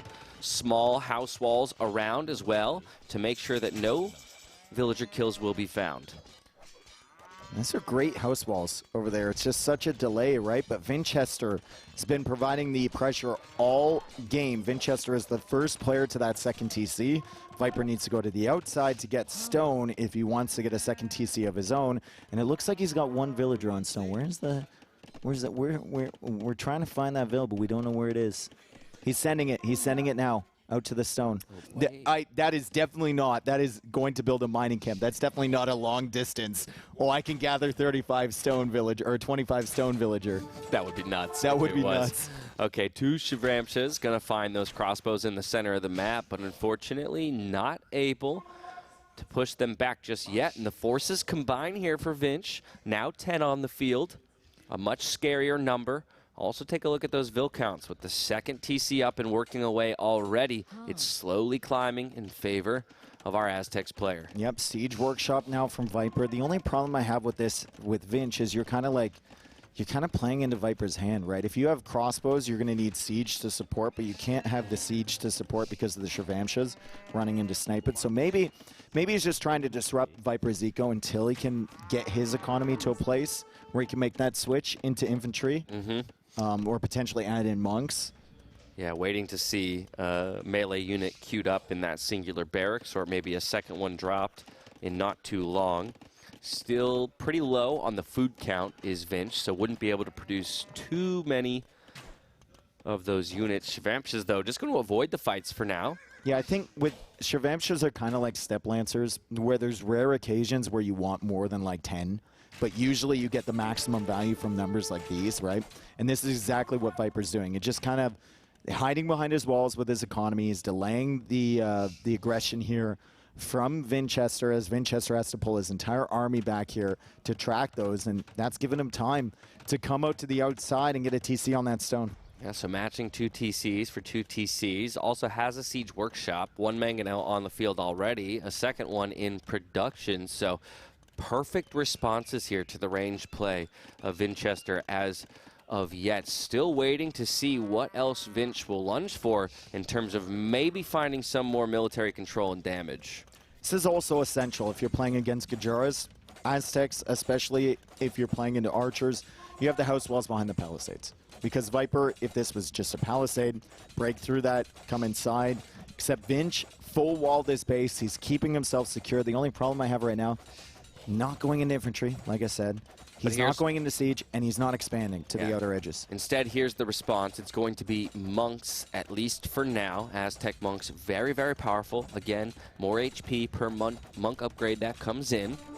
Also benefit greatly from relics if you manage to secure them around the map. Gets the bill over to repair the house wall. So no damage to his eco from the Viper just yet. 9 vil lead for Vinchester. And now we have crossbows looping around the southern side to look for damage, but they're going to run into the open arms of 2 waiting Mangonels. Viper's analyzing this map. He's like, that's the only place he's coming from. That's the only place he's coming from, and I'm going to be ready. A massive target fire onto the crossbows as they make their way in. Vinch splits away from the second shot, but still 2 more lives lost to the rubble of the Mangonels, now pushed away to the outer rings. The Viper continues to batter away on the walls with the Shivramshas, looking for more damage. That is a total oips moment there from Vinchester as he makes his way into that shot. Oh boy, took his eye off his army for 1 second, and that's so frustrating. And now Vinchester is going to have to mass up those crossbows once again. This initial group is pretty weak. He has to be careful about Viper collapsing on it. with Shravamshas as Viper now goes for his third TC, and Vinch is still not stretched out to those outer areas. He's still massing a lot of gold in his bank account. Wonder what it's for. Hasn't made a tech switch. There's finally the first Siege Workshop. Okay. In the middle here, crossbows, very low health crossbows at that, running into the Shravamshas. Viper doesn't want to take the fight, though, and gonna respect it for the moment. Wheelbarrow coming in back at home alongside that third TC, which is now in production. Still a lead in the Vill counts, though, for Vinchester, and we'll see if that can ultimately net him a victory in this third map and keep the set close. Dude, this army composition is like the budget airline for Viper. Like, he has no bloodlines, he has no armor, he has no forging, he has nothing for this army. He's just made a Siege Workshop, a couple Mangonels, and a Scorpion. He's making like 1 or 2 monks, and he's got these Shravamshas that are wandering around completely naked, other than their dodge mechanic that they start with, and Vinchester has to respect it. But it's so ridiculous. To that end, it's quite risky, right? You come forward with that kind of bare bones military, and if you haven't become aware of everything that your opponent's building, if some of those eagles come out to snipe the siege, or maybe some pikes come out to deal with the Shravamshas, but all of that doesn't matter if you find a hole in your opponent's eco. Big quick walls, though, out of Vinch. Instant recognition, and this might just save him. Yeah, you're wondering if Vinch is playing at a high level. I mean, those quick walls came down in a second. Viper tracking, though, with the monk, that crossbow army in the north, and Viper has enough stone for a castle, so he's coming forward with this. There could be a pushback from Vinchester, but odds are by the time Vinchester pushes back, Viper's going to have a secure footing in the south. He's already got the walls in his main base, and the Shravamshas are causing so much problem, and Viper's going to find this again. So worried for these crossbows, but once again, Vinch has the recognition, pulls them back. Bloodlines just completed for the Viper, so a little bit more health onto those Shravamshas, and now the castle is a conservative placement in the south to hold control of important resources. I want to see the macro behind this vodka. If we could see the idle TC time for a second, and then see what, it's pretty good, honestly. We're 25 minutes into the game. Viper, of course, had a really messy opening in Castle Age. He has 3 TCs now, so 4 minutes isn't bad. Really good for Vinchester, who has a tendency, out of all the pro players I've noticed, to really rack that up early, and then overuse his TCs later with so many bills. Oh, baby. Engagement, though, here on the right-hand side. It's a Mangonel sniped, and now the Shravamshas turn their attention to the Aztec monks. Not a single conversion has come through just yet. Will he find it? No, he won't. Massive damage dealt, and escapes with the lives of all of his riders. Those Mangonels are on the hunt, dude. Those Mangonels are on the hunt. Vinchester needs to be super careful. Viper shows himself. Vinchester, does he realize Viper goes for the attack round? First shot misses. A nice little split here. And he converts one. He converts one. He gets the Mangonel. Fantastic stuff from Vinch. Redemption popping at the right moment and getting that Mangonel, then sniping the Mangonel down from Viper. He had a beef with those Mangonels, so I don't blame Vinchester for going all in on that. That's a big swing of momentum into Vinch's favor and gives him a moment to breathe and consider what his next move is. Through all of this, the Viper now drops a 4th TC underneath the safety of that castle. The Vill lead will continue to close if Viper can keep up the production. That was a crazy move there. If we could have a replay of that moment when he dodged that first shot, it was a crazy move to go back towards the Mangonel. That's not your first instinct as a player, right? Your first instinct is like, get me away from this. But Vinchester sacrificed, I think, 2 crossbows, ducking back towards that, and he knew the redemption timing was going to hit on that Mangonel, and then he can get value. That was incredible. The Viper's not done booming. A 5th TC now dropped. It's how he's won the 2 maps that he's taken so far in this set by out-booming his opponent and great eco. Here we go, the moment that was so important for Vinch to dodge forward, loses only 2 crossbow lives in all of that, gets the conversion on one Mangonel, uses it to snipe the other, and that whole military remains alive and near full health. Dude, that was sick. He kind of went back. He's like, nope, don't want to go that way. And then he comes back the other way, and he saves his crossbows. He's going to go for an eagle here to snipe that Scorpion, and Imperial Age only 2 minutes away from him. But like you said, Viper be booming, and we were talking about how difficult it is to get into the chakrams to potentially stop an infantry switch from the Aztecs. He's going to have 2 castles. He's going to have a big, big economy behind it. And he's going to be looking good. And, of course, against the Arbalest play, if Aztecs want to go for that, TaToH are a great option. Yeah, importantly, through all of this as well, the Viper has brought home 2 relics, stealing those away from the Aztecs player. Believe there's another monk with a relic in hand, too. And so could possibly snag a 3rd. That's going to feel good, just denying as many as you can in terms of that gold generation for the Aztecs player. Minute away from the Imperial Age. Gold mining now just coming in for the Aztecs, and some pikes in production, but no eagles seen just yet. Chakram's now in the queue from Viper. He did get Kshatriyas, and he was waiting to begin production for that. I think he might want to consider just stalling out a little bit once he sees the Imperial Age time from Vinchester. Like, he needs to get up just so he has a response. However, it's going to take some time for Vinchester to come forward with serious pressure of his own, right? He doesn't have enough stone for a castle, which is something I think we could criticize him for. What are you going to do with this early Imperial Age army if you have no siege? You have no castle to back it up. Yeah, Viper able to track those crossbows for now, knows that they're coming forward. Imperial Age in, and so he has to respect the bracer click from the Aztecs player. 2 minutes and 30 seconds away from Imp himself as he used the market to get there. But it's like, what are you doing with this army? This is one of the worst positions to be in if you're Vinchester. You hit Imperial Age, you're getting all these upgrades.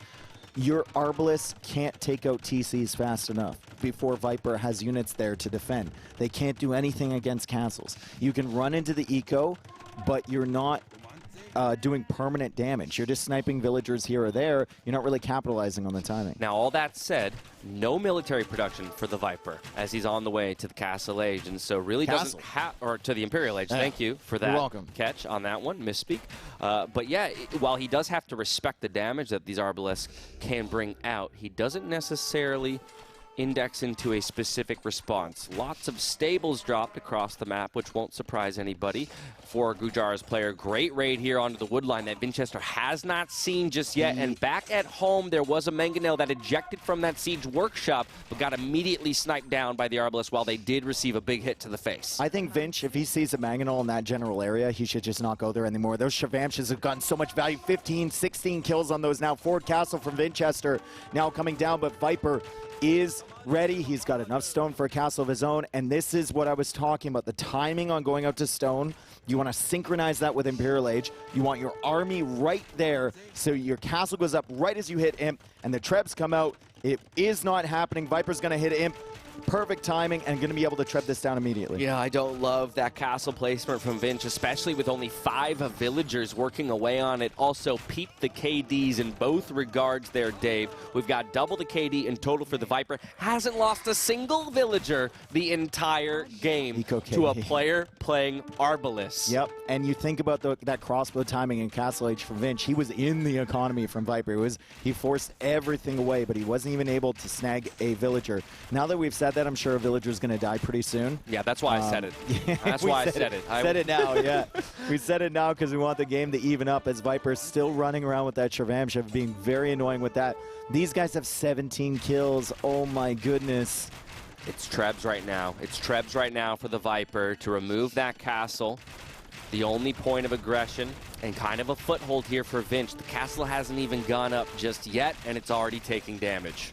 Viper's economy behind this, sick. So he's got gross. 138 vills. He's got handcart. He's got both wood upgrades. He's got the second farm upgrade. It's disgusting, dude. He has 71 on food. We're 35 minutes into the game. Viper has the late game Imp eco setup already rolling. And Davey's getting away with 18 military to 52. He's waiting. Bro, he's getting all of his upgrades. Vinchester just didn't have the siege to back him up. TaToH's, I mean, we've seen this story so many times, and Viper is just abusing the fact that he has access to that unit.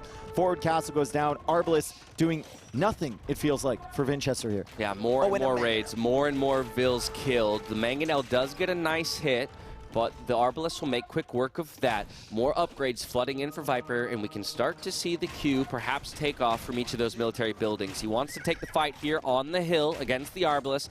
TaToH with full armor upgrades at this point should be able to take this fight easily. This is an absolutely crazy level we're seeing here from Viper. A Viper that has been struggling with some physical issues during this tournament, right? We know he's been in and out of the hospital a couple times. It was a storyline coming in. If I just watched this, I couldn't tell you that he was having any issues whatsoever. whatsoever. He walls in the Trev, He and does. he's going after it with Vils. While he didn't remove all the Arbalists, he whittled those numbers down quite a bit, makes them much less effective in packing a punch, and in the meantime, Castle goes down for Vinch. That's crazy. That is just a crazy level as he still has 62 on food. He's got more Shrevamshas in the queue, still has the ability to make chakrams. He takes out that Treb. Vinchester struggling. He's going into that Eagle switch now, but the chakrams are pretty well upgraded. I don't know if Elite Chakram is in yet, but they do have all the armor. He's getting the final attack upgrade for them, and he's got plenty of castles to spam from. It's just amazing to me how much Viper's gotten done with such little military numbers, putting most of his resources into the upgrades themselves. Soon enough, he'll unlock a massive queue. We see there 8 at a time now for the Shrevamshire Riders. Yeah, Vinchester still holding on, and Vinchester has 130 villagers of his own, kind of lagging behind in eco upgrades, and definitely lagging behind in castles as he needs to just complete one to even get Trebs on the field. Still going for Arbalest, still going for Pikemen. It just seems like he's extremely confused. The Eagles aren't even in the queue for him. Yeah, first time in the game here where the Viper has the military numbers well in his advantage, 43 to 25. And with better eco behind it, it means he's likely able to spam to a win. We do have a castle position in the north here for Vinchester, so perhaps can rely on that for just a bit, but he still needs to find an answer. He still needs to get that production up, and more raids coming into the back 36 on his kills, gold. 36 kills on these units, and I think most of those are villagers, and every time Vodka goes to another flashing area on the mini-map, it's more villagers dying. Exhibit A, Exhibit B, Exhibit C. Viper goes for another castle in the south to secure that area. He's still raiding through the middle of the map. Vinchester is trying to push against the TC in the north. He's actually denying that castle, which is great from Vinchester.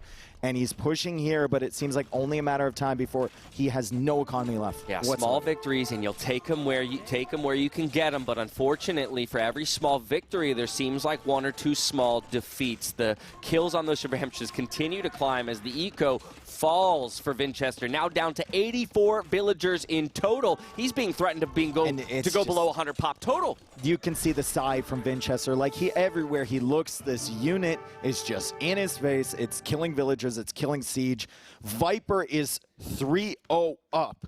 Viper is battling right now, and he's showing everyone that he definitely is one of the best players at this event. Vinchester, he needs to keep fighting. He needs to pick up his level, though, because Viper has brought it today. Deserving of the title of GOAT for a reason. Should always be respected. Should never be ignored.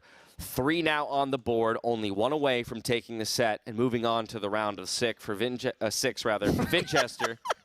little Freudian slip there. He's like, yes. damn you! Damn you! The round of 6. That was yesterday. That was too perfect. Egg. Oips. That was an Oips moment from me in the cast. But here we go. We reset for a 4th map, and for Vinchester, the pressure is on. I didn't think we would be here. I didn't think we would be here. I don't think Vinchester's playing bad either. That's the thing. No, not at all. He's just struggling to hit his timing sometimes, and Viper is preparing well. You can see Viper just getting up. Little walk around. Same with Vinchester. They're going to take a short break in the middle of the set here, and we hope they're both feeling okay.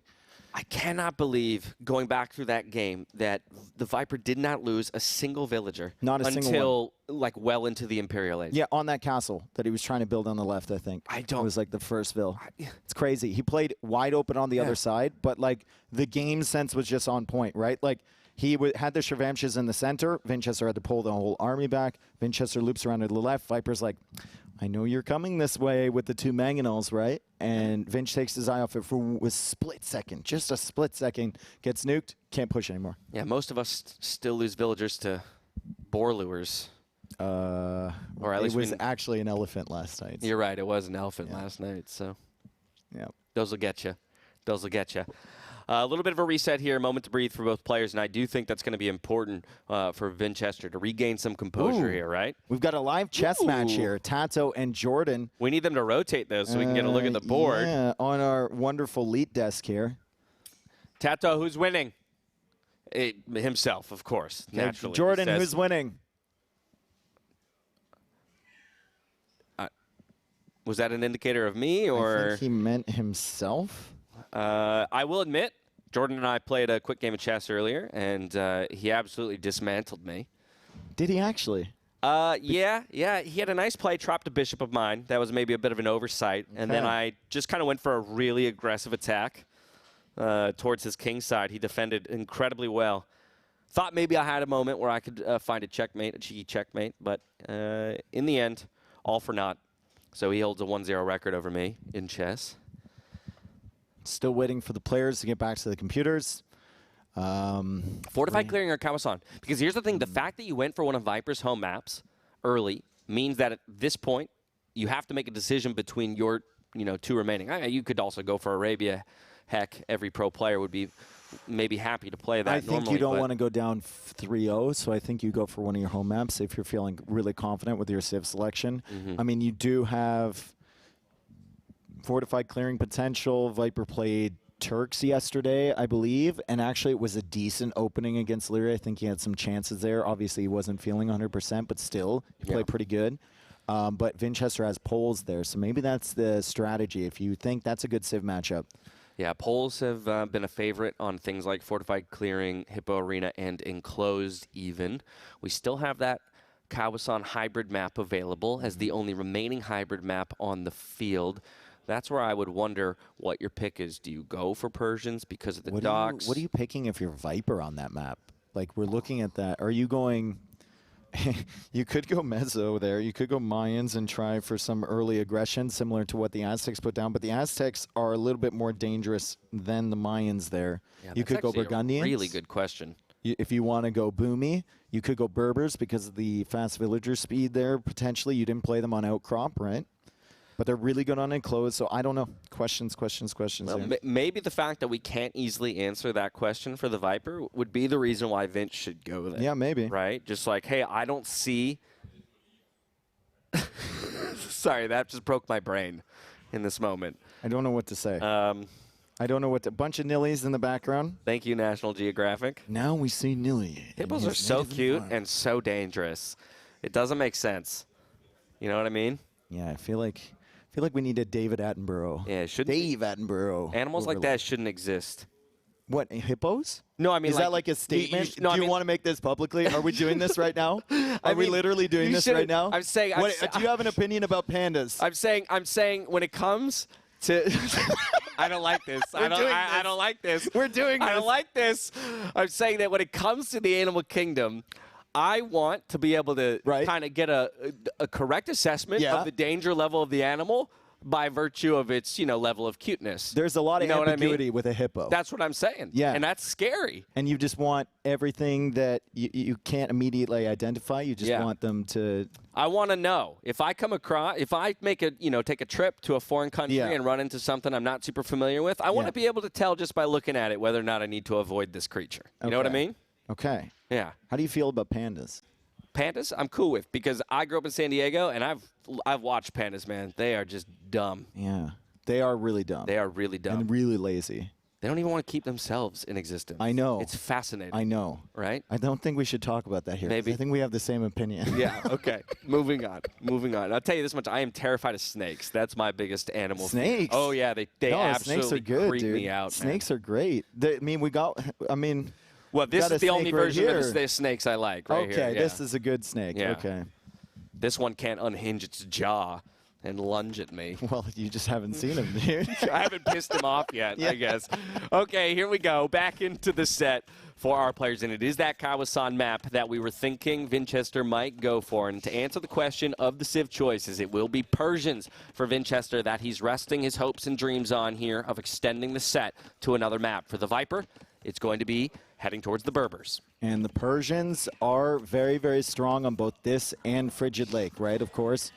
As we see the Persians being pulled up here, we have starting the game with 50 food and 50 wood, which means you can get that dock up faster. Also, their town centers and docks have double HP. So if you're contesting upon with just one dock, it's really, really hard for your opponent to take it out, as Viper actually gets the first hits. How many times has he had that in this match, like in this series? I feel like he's winning every scout battle, but because the villager is there to aid Vinchester in the battle. The Viper will think better of it and turns tail to run. But there we go. Opposite pawns here for our players, which is always the first question we need to answer on Kawasan. Little side benefit of taking that first hit is he saw the villager too, so he knows exactly where the dock is going to be from Vinchester. And Vinchester now doesn't know if Viper is going to come forward to contest or if Viper is going to play the other one. Viper is indeed playing the Berbers here. The villagers are speedy, so they're going to get out faster. The fishing ships are also speedier. The ships in general are also speedier, as Dash looks at me like, you want to press that button right there for the civs? Ships move 10% faster. There it is. And stable units are 15, 20% cheaper. So much cheaper. So a very terrifying civ to face up against in the Castle Age if you're not aware of the cavalry units and their ability to come in for the raids. And that's something we've seen the Viper use to great effect so far in this series, right? Control over knights and Shavamshas in that previous game. I also really love that he opted for the opposite pond, understanding that he's unlikely, I think, to win the battle on water. You don't contest with Persians exactly. 1-to-1. Like, maybe you do if you're in a galley war and there's a lot of space, then you can capitalize on the Berber speed, and the Berbers actually are, like, kind of favored there. But in a close battle like this, like, Persian docks, they're going to produce faster. You're never going to kill them because they have so much HP. You just want to get away with your fish boom on the other side, and I think Viper is also going to want to track if Vinchester comes out here early with a villager. Yeah, Vinchester, having already scouted out most of the shorelines of the southern pond, was aware that the Viper was likely in the north, goes up just to verify, and he does just that. The Viper walling up his Vill, though, make sure that he can continue to work away on those shorefish. And Feudal Age on the way for the Berbers player well before the Persians. Yeah, Vinchester slower than Viper here clicking up, which is surprising with the Persians, but you can see Viper invested into one less fishing ship, and Vinchester's waiting for that villager to come out here. The TC is going to start working away on Feudal, and Viper will be going for a barracks, and that's a really forward barracks. So, wow, he might go...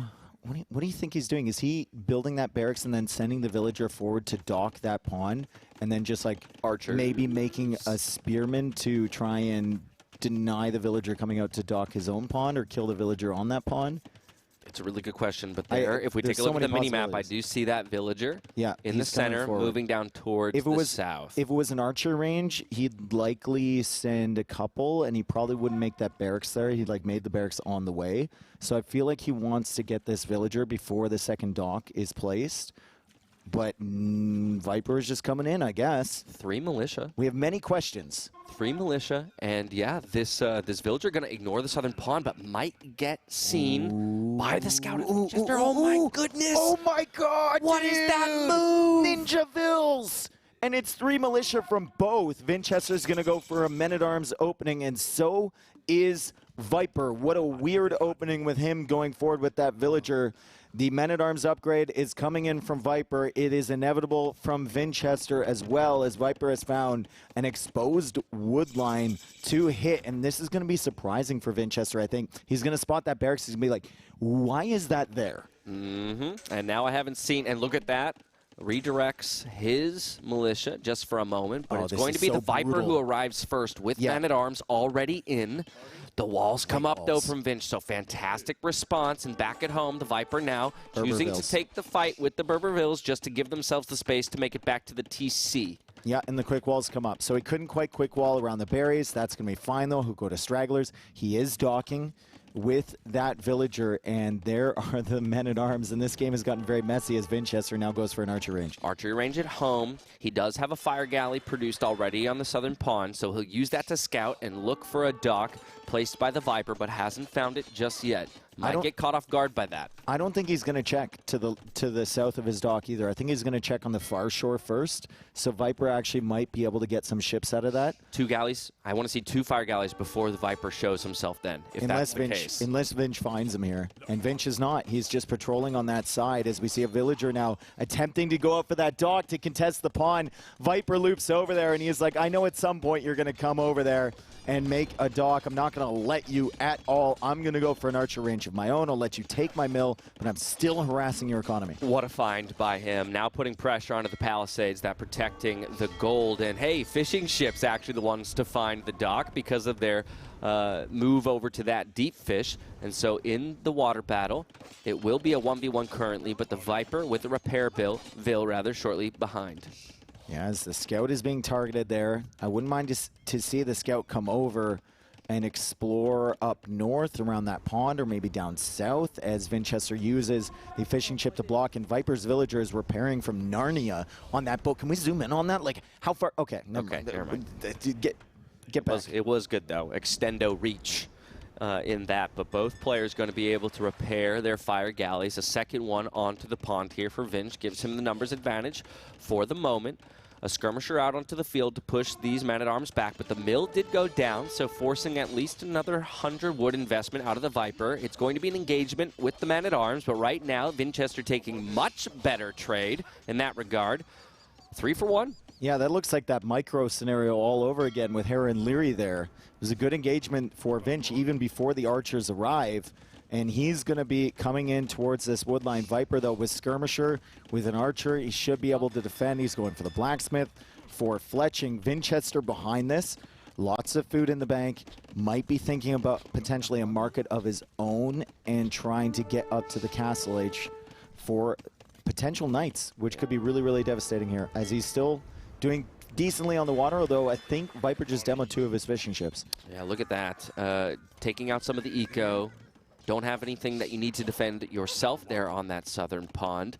Using a couple of the villagers here that we're currently hunting to push away the archers. Good snipes by Vinch. Fantastic snipes. What is that?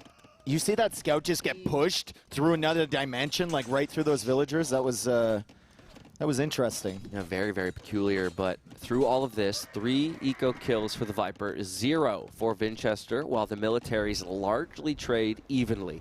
And so at this moment, taking a look back at the resources, though, it's the Persians player who is much closer towards making their way to the Castle Age. Stable, though, now being dropped at home. Yeah, resources collected, a lot more for Vinchester, as Vodka is pointing out here. He added the fish earlier, right? And he got the farms down earlier, too. And Viper has just been investing into military currently. So Vinchester is looking to be in a pretty good position, even after all of that early momentum going in favor of Viper. Also good harassment from him. I'd love to see Viper add in some more fishing ships if possible, but his eco is still kind of out of balance. He's got so much gold in the bank. I was going to say, he's relied on just these 2 fishing ships in the north. However, they've been able to work away without any kind of harassment. There is a hole on the wood line. There's also a hole between the house and the blacksmith. And so with just 3 archers in defense, and lucky to have the scout come out at just the perfect time, there we have it. All of these skirmishers now likely to go down if they don't retreat.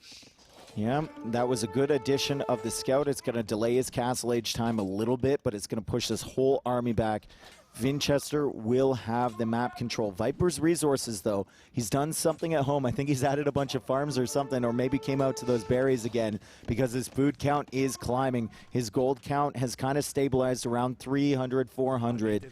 And he should be able to click up at a competitive time with Vinchester. He's also added a ton of walls, nearly complete now to keep his base safe. But with that said, the military numbers are near double here for Vinchester, so has to be careful not to take too much damage at home. I don't think Vinch can come in here. If he had more scouts, potentially, but the skirms behind the walls just going to push those archers away, and yeah, Vinchester needs to leave with that scout. Viper's gone for another spearman in the barracks, so he has an option if Vinchester comes forward with more scouts, but it looks like the walls are basically complete. Just one gap. That's market gap, right?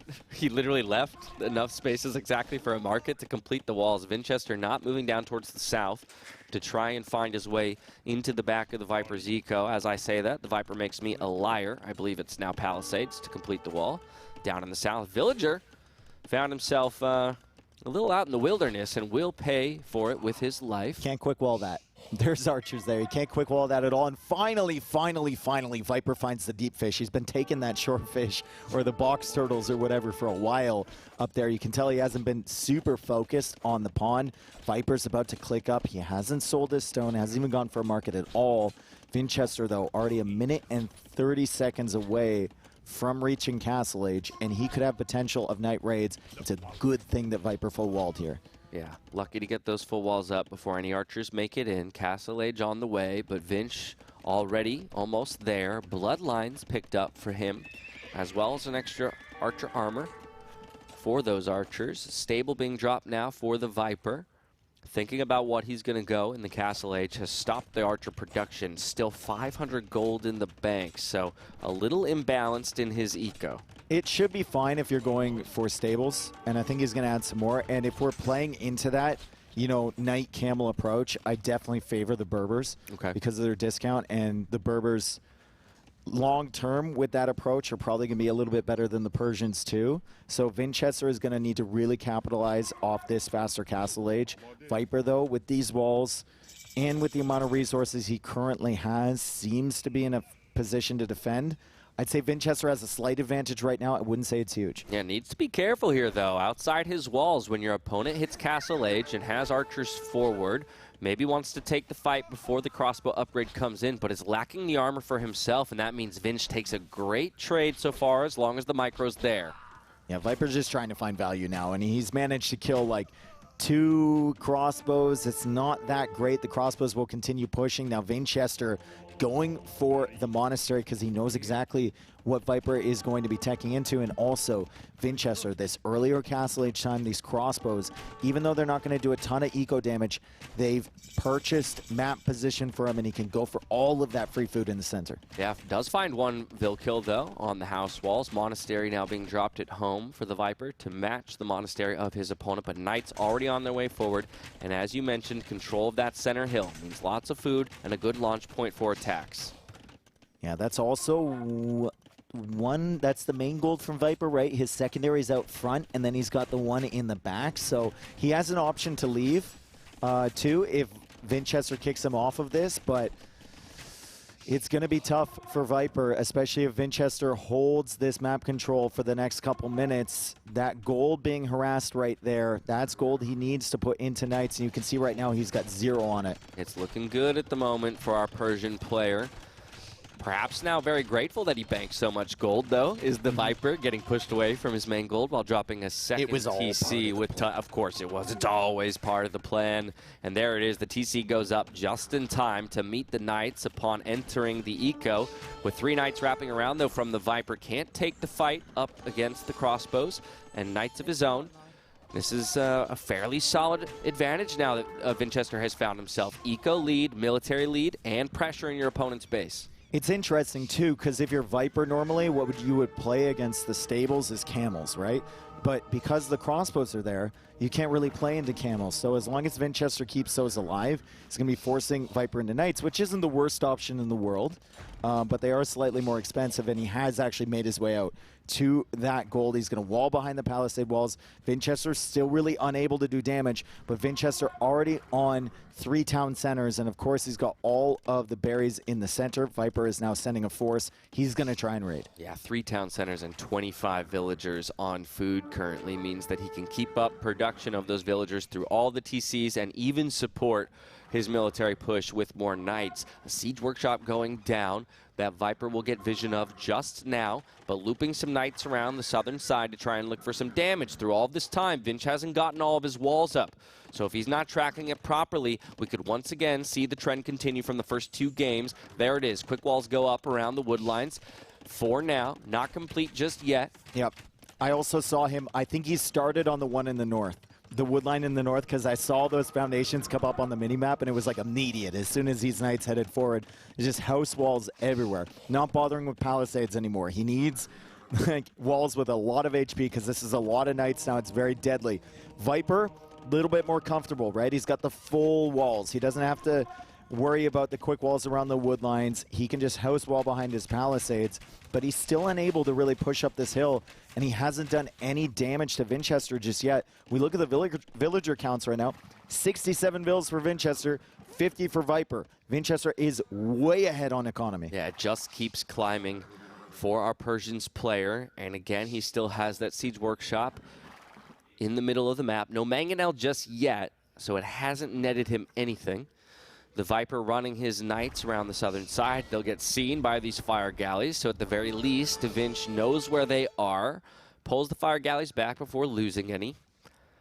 And at the moment, he's going to be happy with the advantage he has. And now it's his turn to take incremental advantages and look to closing this map out and pushing the series forward. Vinchester is patrolling those fire galleys in the south, and Viper's got to be careful.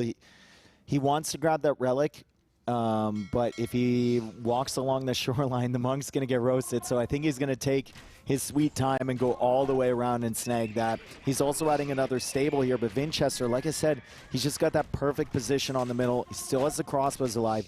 Monk's behind. Ram to take out that barracks. Apparently that barracks is very offensive to him. I mean, I don't mind it, considering that at the moment you have 5 knights, 5 camels, and some light cav. Just remove that building, the vision that it provides him, as well as the option to produce any spears, forcing at least some more wood investment if Viper did want to do that. But here we go, another raid. Right as chain barding completes, these knights will be able to sit under TCs for quite some time at the villager's stack, and he can pick up some kills. There we have it. Now 5-2 is the Eco KD. That's going to feel good, but Viper's going to need to find possibly 20 more to even things up. I think if you're Vinchester, what you want to do is funnel down the middle. You don't want this from Viper. He's buying himself time.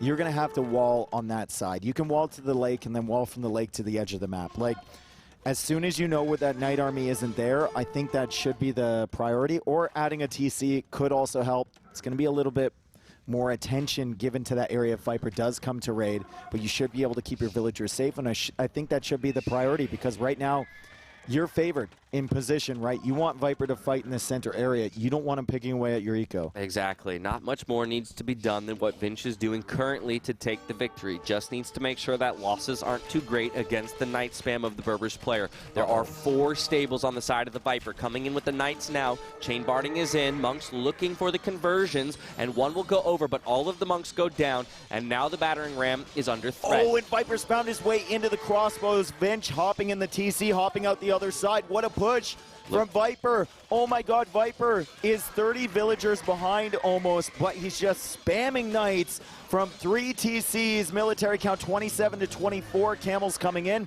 Viper sitting under the TC. He just doesn't care. Now he's throwing knights, though, into a counter unit of the camel underneath town center fire, but he knows that it's this or nothing. It's this or a GG. He has to overwhelm his opponent with knights, do damage to the eco as soon as he can rip through these military numbers, and I think he's realized that he can't just take the fight straight up against the camels. He's going to back off and look for a different point of attack. And that's Vinch's superior eco coming into play, right? I actually said knights from 3 TCs. Wouldn't that be convenient? That would be pretty dope. Hey, new Civ idea. Don't give the devs any ideas, bro. We're nervous about that. A new type of Flemish revolution. Bro, like, Viper is still having a decent military, but it doesn't feel like he's taking the steps that he needs to win this game at this point, because Vinch is still holding on to that area, still has the food coming in, and has a significant villager advantage. 5th TC from now, 102 villagers. He's 30 villagers ahead of Viper. I think Vinch is very happy with that trade he took in the middle, now matching knight numbers with camel numbers. A 5th TC for added safety in the back of his eco. No player near the Imperial Age, but that, in all honesty, only favors Vinchester if things remain in an even game state. Viper just stacking up against that. It looks very satisfying, him stacking up against that house, and he kills the foundation, but like, more knights, are they really going to help you here? More camels? You're going to need something else, right? He's on stone, so maybe Viper's thinking, if I take a great fight, I can drop a castle here. Vinchester, however, still with the production. He's producing camels out of 5 stables. Yeah, if he can take a great fight, and I'm not sure that's it in the middle. Viper likely agrees. Yeah, he wants a castle. Vinchester does, using heavy market to get that stone count up. And there it is, the drop in the center. Does the Viper recognize it? Doesn't have vision of it just yet. Focusing down the siege workshop for the moment. Camel's looking for an engagement against the Viper's units. The Viper continues to micro back, but up a hill, or rather sideways. I'm not sure that this one is going to be enough. He does have an extra armor upgrade, so possibly could win it out, but in all this time, Vinchester has bought himself that castle going up. And there's Viper coming forward with his own castle. I don't know if he sees the castle from Vinchester. He's also missing forging, right? So the second armor is kind of canceling out the forging missing from Viper as Viper takes this fight, but it looks like Vinchester is going to be able to even it out. Viper will win at the end of the day, but it's a bit of a Pyrrhic victory here as like Viper technically won that battle, right? Vinchester had to retreat. He didn't really gain anything long-term from that. Vinchester's eco is so much better. All right, he's going to try and rotate around and find a different castle position that at the very least threatens a TC. But will he even be able to get it up? Because right now it's a camel v camel battle between the Persians and the Berbers. A couple of these camels here are going to arrive to the villagers to harass them. The quick wall doesn't go down in time, and so now the villagers attempt to retreat. It's looking like it could be a winning moment here for Vinchester as long as he prevents that castle from going up. Viper deletes it. He's on the retreat. Vinch using the market to keep that gold count up, and the camels in production. Now above 120 villagers to Viper's 76. He's got double the military lead, and boom, Viper calls the GG. Yep, and Vinchester takes his first win. You can see a kind of sigh of relief there from Vinchester. It was a great early game from Viper, but I feel like he didn't capitalize on the fact that Vinchester never went up to his pawn in the north, right? He didn't add extra fishing ships, and he was just so busy walling at home and making archers at home.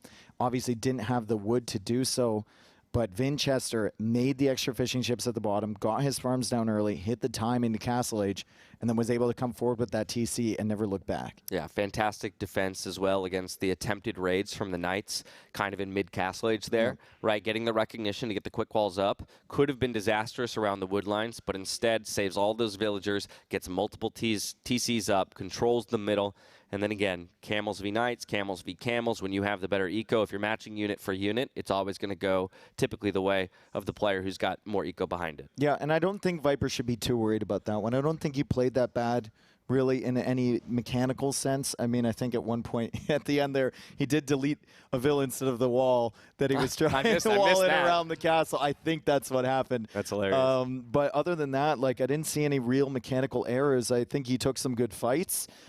He was just, you know, a little bit late to invest into the food eco, and it kind of hit him a little bit, and sometimes that happens. For Vinchester, you got to capitalize on that momentum. Yeah. End of the day, Viper now gets map select for the first time in the series, having lost the previous one. And so still has 3 maps to choose from. His own home maps of Arabia and Enclosed, and Vinch's remaining home map of Fortified Clearing. Each player with 4 civs to work with as well. It'll be Mayans, Khmer, Burgundians, and Turks for the Viper. Whereas for Vinchester, he's remaining with the Poles, Hindustanis, Britons, and Malians.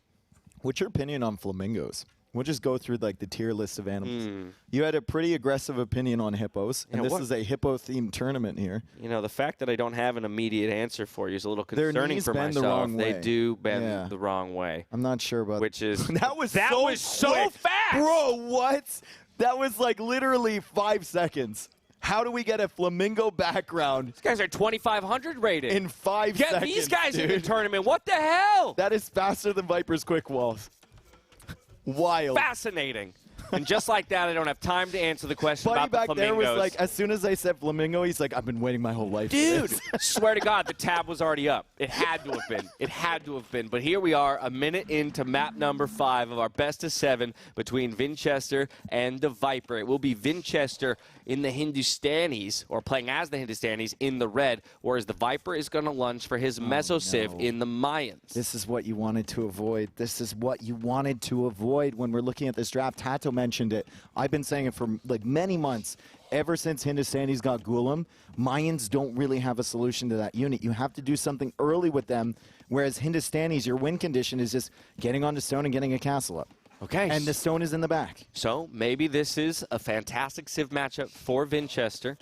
All of that said, Hindustanis are sporting one of the worst win rates in the entire tournament here at NAC 4. And production is laughing maniacally in the back there, and I'm just waiting for something to come because I can hear all. I'm so scared. No, the anticipation is building. I don't know what they're laughing at. But, oh, instant replay. It's a replay. Oh my God! Look, I'm so angry. I was so angry. You were shocked. My God. All right, so the problem for Mayans here against Hindustanis is one unit. It's the Ghulam. Now the Ghulam is very good. Against range units, has a lot of pierce armor, is very mobile.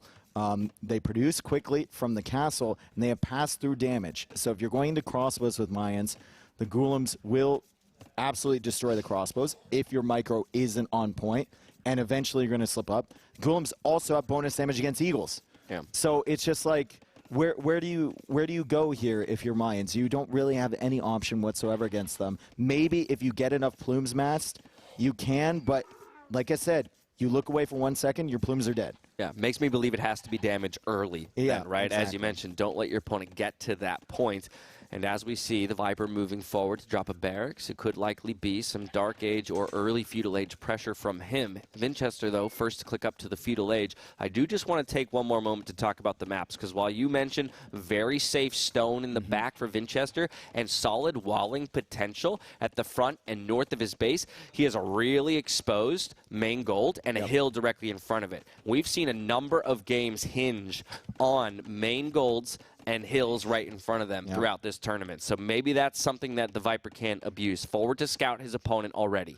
Let's look at Viper's face here when he sees this stone in the back. Will he show us any expressions? No, nothing. Nothing. But he has scouted the stone. He knows that that's a fundamental part of this matchup. Just to give you some reference, I think I watched the game a couple months ago. It was Jordan against someone who was rated like 400 points below him. Jordan was playing Mayans. That guy was playing Hindustanis. Terrible opening for that guy, right? I forget who it was. Absolutely awful. All over the place. Jordan providing pressure. And he still almost lost. Wow. And Jordan went Eldorado Eagles, and he still almost lost that game. It was wild, and he was so far ahead. Good for that guy. Yeah, exactly. By the way, somebody better create an account named That Guy now. That guy. I am. Yeah, exactly. He is that guy. Because then anytime you get referenced in a cast, you just be like, yeah, I'm that guy. I just didn't want to. I didn't know who it was. I couldn't remember, but I remember that instance because I've had plenty of people tell me that Eldorado Eagles are good against Gulam, and it's just like, just watch. Just watch if we get there. Just watch. Here we go. Stable going down right as Vinchester reaches the Feudal Age. Now the Viper is aware of it. Saw it in the moment that it was dropped. Feudal Age reached for himself currently, and a Spearman immediately in production. That guy's in chat. That guy! That guy! He's right there! It's that guy! Unbelievable. Go ahead. Sorry. I don't care about anything at this point other than that guy. Here we go. We've got an archery range for the Viper at home. And so like we said, possibly looking for some damage with archers once he can get them out. The Eagle Scout will find the Scout Cavalry of Vinchester, lands a hit, pushes him away. Spearman going forward, it looks like, to Scout of all things. And there we go, gets a nice hit onto the first Scout produced out of Vinchester. Another Spearman as well means that these Scouts will have to respect it. Don't want to take another hit, and good micro to avoid a second one. Good distraction here from Jordan to just keep him, or sorry, not from Jordan, from Vinchester. See, I was talking about Jordan. I don't think of Jordan as Hindustanis here. He wasn't even playing Hindustanis. Anyway, he's providing a good distraction with the scouts to keep their army at bay, right? Viper walling up behind this. It's an interesting wall at the back of Viper's base, but it's right to his TC. It feels like he just needs to buy himself enough time until he can wall to the edge of the map. Vinchester trying to get in on that villager with some downhill hits, but Viper is chasing, and Viper should be fine. Vinchester should be fine through the early stages. We'll see what Viper can do in early Castle Age. I can't see this being a Feudal Age all-in, not with these walls. Yeah, unfortunately for Vinchester, while 3 scouts can definitely threaten villagers, when there's this many spears in defense, you're unlikely to find the kind of damage you were looking for.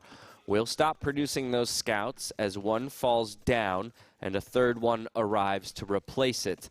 All of that said, the Viper, slowly getting these walls up, is going to feel rather safe in his base. Boom, house, palisade. Ooh. Doesn't get the final click, and so maybe a snipe here if Vinch looks to commit. And Viper is going to be able to... No way. Nope. Okay. He doesn't save that. Not even Viper can save that villager. Good snipe there from Vinch. Very, very good opening. Viper is just hanging out near the stable. He doesn't really have much follow-up army. He's got the archers still at home. Vinchester, though, with the scouts still alive, can track these archers coming across the field. Shouldn't be surprised, and wouldn't be surprised to see a wall coming to the edge of the map from him shortly just to secure the back of his base. Yeah, honestly, getting something out of what felt like nothing there with a villager kill when the walls were almost up and there were plenty of spears in defense will feel good for Vinchester. More scouts still being produced, interestingly enough, as it will be a scout and skirm combo here for our Hindustani player. House walls continuing to go up slowly at the back of the base to protect that stone, which will eventually net him the Golems.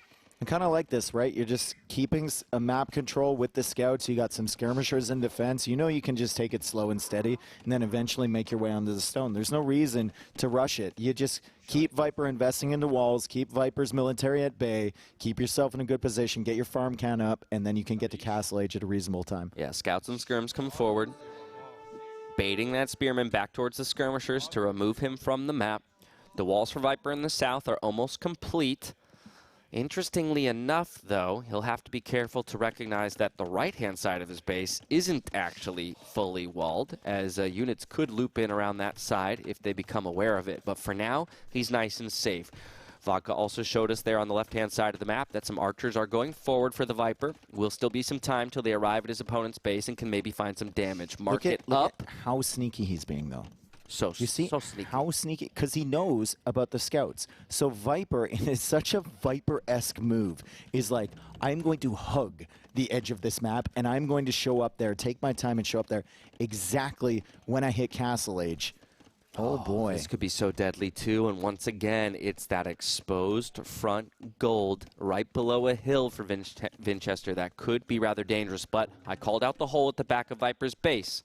And so for all the walling that he did, it will be moot if these scouts and skirms continue to wrap around the backside. No, but Vinchester Dave, thinks how it's many walled. times have you said this, that pros respect each other too much in their scouting and their walling potential, and they say, there's no way I'm going to have to batter through instead of run around. But just like that, Viper arrives at the gold, pushes all these villagers back, and there's not enough military there at the moment for a defense from Vinchester. If they think there's a wall, then effectively there is a wall. Yep. There is no hole if your opponent thinks there's a wall, and Vinchester clearly thinks there is one. He does have scouts that do more damage to buildings with the Hindustanis, and Viper, I'm surprised he actually showed up at that gold as early as he did, but he did kick Vinchester off of there, and Vinchester might have an issue now going up to Castle Age because he doesn't quite have enough gold in the bank. So maybe Viper bought himself a few seconds. That's a really good point. 120 food away, 20 gold away from being able to click up. But for the Viper, he's now 25 seconds from the Castle Age himself.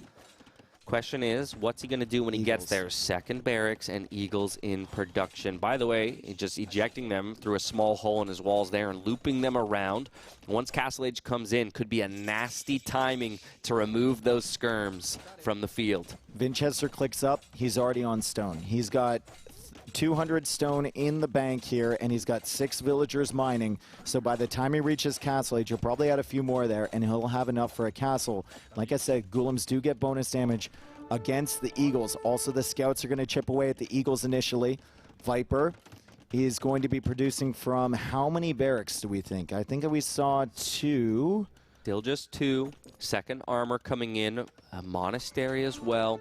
Eagle Warrior upgrade completes, and these scouts, unfortunately, sitting on stand ground. All 4 of them will go down. The skirms run to the corner to try and preserve their lives. The walls didn't quite complete here on the front of Vinch's base, and a tower was forced up to protect that gold. It's going to delay the stone income by just a little bit, but 370 and counting. The magic number, 650 here, to get that first castle up and the Ghoulims on the field. I think it's all going to be about controlling this gold if you're Viper. If you can kick Vinchester off of this gold or prevent a castle coming up near this gold, then maybe you can control the flood of Ghoulims. If you can't, then Vinchester gets a castle up there, he starts producing Ghoulims, and you might be in trouble. But let's see, Viper has a lot of Eagles on the field, and Vinchester is still 40 seconds away from the Castle Age. So right now, Viper basically has all this free time to mass up an army. Also, monks could be good against low numbers of Ghoulims. And they could be good to stall out a castle as well. Those are just palisade walls on the backside of Vinchester's base. And currently the Viper is choosing 2 points of attacks. No villagers moving over to respond just yet with new walls or repairs. It means, excuse me, these Eagles could come in. And the Eagles do come in, and the Eagles are blocked off there by the market from Vinchester. So good timing on that one. Vinchester now gets to the Castle Age. He's 100 stone short. So he's a little bit off with his number on stone there. But more Eagles in, though. Oh, the Eagles have made their way through the house. I didn't think there was a hole there behind that. I don't think Vinchester thought there was one either. And this has gotten quite messy, and he might need to place that castle in a very defensive location. That's not what he wanted. Oh, this could be disastrous. While he is able to get the quick walls up around the wood lines, we've got archers in, and so more threat towards the villagers. Boom, delete some farms to buy space for a castle to go up. The Viper won't be able to contest that because of its proximity to the town center and the number of villagers that are building it. But through all that, also broke into the walls in the north. And he's wreaking havoc here on Vinch's base. Yeah, and this is everything you want if you're Viper, right? You know the castle's going to get up regardless of what you do early in this game. He can YOLO towards that. You want to force it into a defensive location. You want to kill villagers while that thing is going up. Now he's got an opportunity to make Golem, but we can see Vinchester's entire economy is idled. 0 on food right now, 27 food in the bank. Does have 8 villagers queued, so maybe he can unqueue those. Not a single military unit on the field or in the queue. As I say that, he makes me a liar. 3 Golems queued up, but it's 20 military here for Viper. Small villager lead to boot. And so he's very happy with the damage he was able to deal there early in the Castle Age. And only 2 TCs here from Viper, and Viper's already gone onto stone too. So Viper might be thinking about a castle of his own potentially.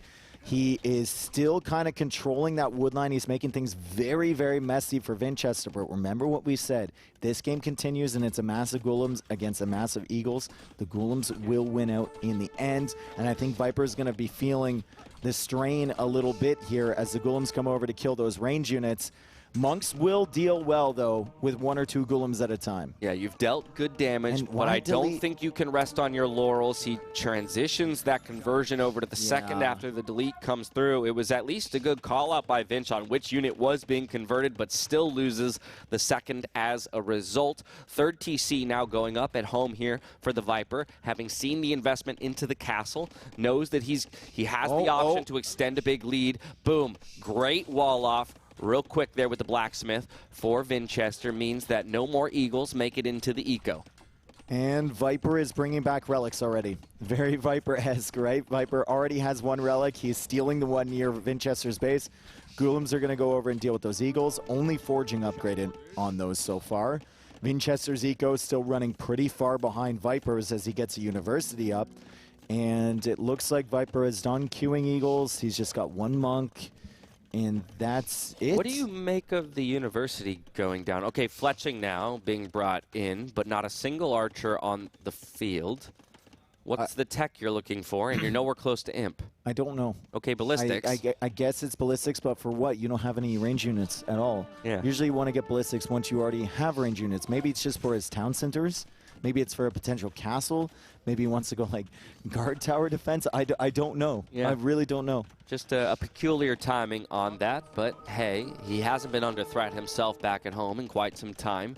So feels like he can invest into many techs that he'll eventually put to use. But here come the Golems, looking for a little bit of damage. They're going to dive onto that monk underneath the TC. They do get the kill, but unfortunately the conversion comes through just before that happens. Golems now pushed back away. Those villagers able to work on the hunt, chop away on the trees, relatively unfettered. And there you go, small military engagement. That's a win for Vinchester, but still yet to find any damage, and it's a 20-vil lead at this point for the Viper with the Mayans. Yeah, but Vinchester has 3 TCs, and you can see he's cut Golem production. He doesn't need to pressure into Viper's eco and do damage right now.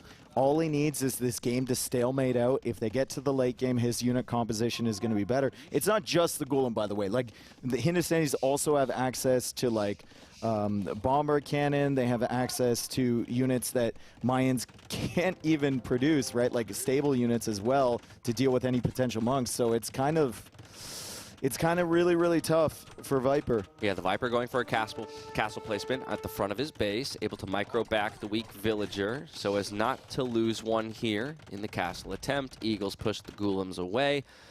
And through all of this, again, a maintained 20 villager lead for the Mayans player. 3 TCs against 3 TCs at this point. But like you said, Dave, you stalemate long enough, and it looks like it might swing back into the Hindustani's favor. I'm also just terrified for the lack of walling on the right-hand side of the Viper's base. At this point, you've completely forgotten about it. No, that's more secure than anything else. That hole over there is more secure than any other part of this economy from Viper. Like, Vinchester would rather go through a university to get in than he would that hole on the other side, unless he clicks in, but then his Golems are going to go all the way around. He's going to be like, why are they going here? It seems to me that Viper is going to do something here, and he's come up with a solution in this game, which is very Viper-like. He's like, you know what? If I get enough plumes, I should be able to beat the Golems if I play on hills in choke points with 60 plumed archers. Yep. I should be favored. all I need to do is not take my attention away from the army, because if I do for 1 second, the army will be gone. And every tech he's picking up seems to support that. Yeah. Stone mining coming in now. 7 villagers on stone. 1 castle on the field already. Soon to be a second. Gold mining as well, just to make sure production of those plumes is even easier. Wheelbarrow to support the food ecos for both players. Definitely considering a push towards the Imperial Age, possibly a forward castle position to start threatening and putting the pressure onto Vinch. Just wondering, like, what does Viper do against, like, it's expensive, but, like, Golem Siege Elephant. Ooh. Right? Like, and then you're going to have to go into, like, Halbs or something. You're going to have to go into, like, Onagers. Yeah, and that's going to cut into your plume numbers, right? It's pretty weird, right? But if I know Viper, he's confident in himself, and he's like, if anyone can do this, it's going to be me. And I can see a world in which it works. So I'm hoping that Viper's composition is going to get some results for him. Right now, it looks like Vinch has done a good job to bring himself economically back in the game. He's obviously still very far behind in villager count, but we can't get deceived by that villager count. Yeah, pressure against the walls for the Viper, but he's got small forces responding to each of those blinking lights. There's the second castle placement. Such a traditional Viper castle placement. Defensive, controlling a hill, controlling a gold, making sure that he's got enough to mass up those plumes, looping these 2 armies around together to pull the Golems away. Don't forget that ballistics came in much easier, or earlier rather, and so therefore doesn't have too difficult a time taking out these Golems. And no +2 armor. No +2 armor, and he still loses quite a few plumes here. Imagine, Dash. Imagine with all the storylines that we've had coming into this game, right into this set the last few days around Viper, he manages to pull off a victory in the what I believe is the worst Civ matchup in the game we currently have. Okay. I firmly believe that, and if anyone's going to pull off this victory with plumed archers against Golem, it's going to be Viper. And credit to the early harassment that he did, because he's put himself in a position where he's now like 25 villagers almost ahead of Vinchester, and he's going up to Imp 1 minute and 30 seconds until he's in Imperial Age. Viper has the castle set up. He's got 5 relics behind this, and it seems like he's in a position to make the plumes work. It's such an impressive timing here to the Imperial Age. It's also such an impressive lead that he's built for himself, considering that the Eco KD is only 6-4. But like you said, that small engagement at Vinch's base earlier in the game gave him the permission to hit the TC timings first. These monks, though, under threat from the Golems. A conversion or 2 does go through, but unfortunately all the monk lives, I think, will be lost. Plenty of plumes now, though, on the field. 24 is the number, and growing as we speak. 28 seconds away from the Imperial Age. The only thing I will say is a saving grace right now for Vinch is there is no forward castle position from the Viper with which he can start trebbing positions down. Vinchester finally getting that +2 armor. That +2 armor would have helped so much. Plumes do get plus bonus damage against infantry, which is why Viper's going into them right now. Big and Viper's found a great raid over here. That's fully walled from Vinchester. He's going to have to loop around the woodline. Viper killing even more villagers. He's 30 villagers ahead. And Viper, so far the plumes are finding success as the Golems chase these back. Vinchester still 1 minute and 30 seconds away from the Imperial Age. Once he gets there, he can get the elite upgrade, but his eco look at the resources. Yeah, look at 0 on wood for Vinch. 0 on wood right now. Ooh, this is looking disastrous and at there's the moment forward for the hit. castle. Oh my goodness, right on time with Imperial Age coming in and the plumes rotating over to make sure that this castle does go up. 1,000 food in the bank.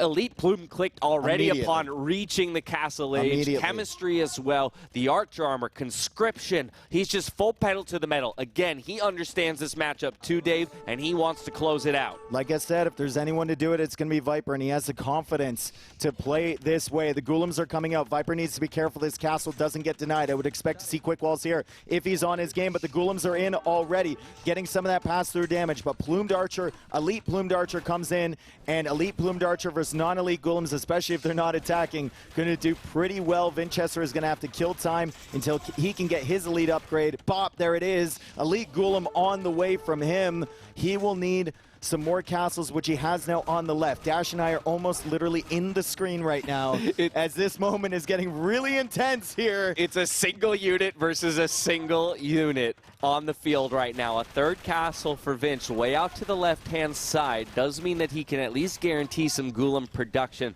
But with the forward castle up for the Viper now, it's all about Trep production and pushing the position back. We're now at 42 when it comes to the plumed archer numbers. Almost have their final armor upgrade as well. Masonry 2 for the Viper. Again, he understands it's about holding this position and pushing forward from there. And the plumes are coming in. Vinchester could wall this off. Maybe Vinchester could think about walling it. Plumes are coming in. Viper has more than enough castles behind to produce more plumes, and he's just going to go for those early raids. Dash, I've seen this matchup so many times. I've seen plumes versus golems so many times. It's never worked. Viper can pull it off, maybe. Look at this. I don't have to deal with the Golems if you can't make any. Now down to 70 Villes here for Vinchester. Only 7 Golems in the queue, but 11 on food, 11 on gold. He doesn't have the resources to sustain production. For the Viper, he could win this with just the archers alone. Where is the army from Vinch? Where is the army from Vinch? The castle is going down there. He's massing up army in the center of his base.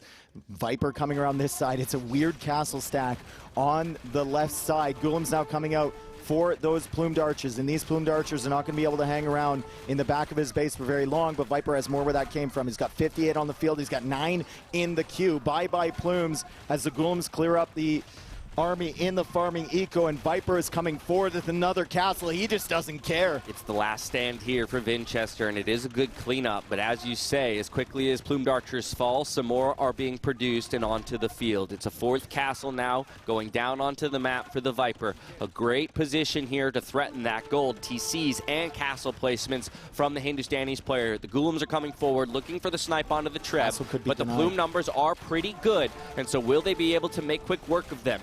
I think it will be the Treb that goes down, but at the cost of 12 Golem lives. Yeah, and the castle might get denied on the left side there from Viper. We got some Golems working away on that. It's at 88%. Vinchester just not able to do it, and Vinchester taps out. Viper beats the Hindustanis with the Mayans on Arabia. That is the thing we identified at the beginning as a civ disparity, and Viper, despite all that he's been through here at NAC4, will win 4-1 over Vinchester. Unfortunately, Vinchester is out, but the greatest player of Age of Empires 2 history continues his legacy, and his journey is not over at NAC4. He keeps the dream alive here with a 4-1. Very dominant victory in a best of 7. It has been a tumultuous run, to say the least, for the GOAT of Age of Empires, but he'll be happy to take this one and buy himself another day in the tournament.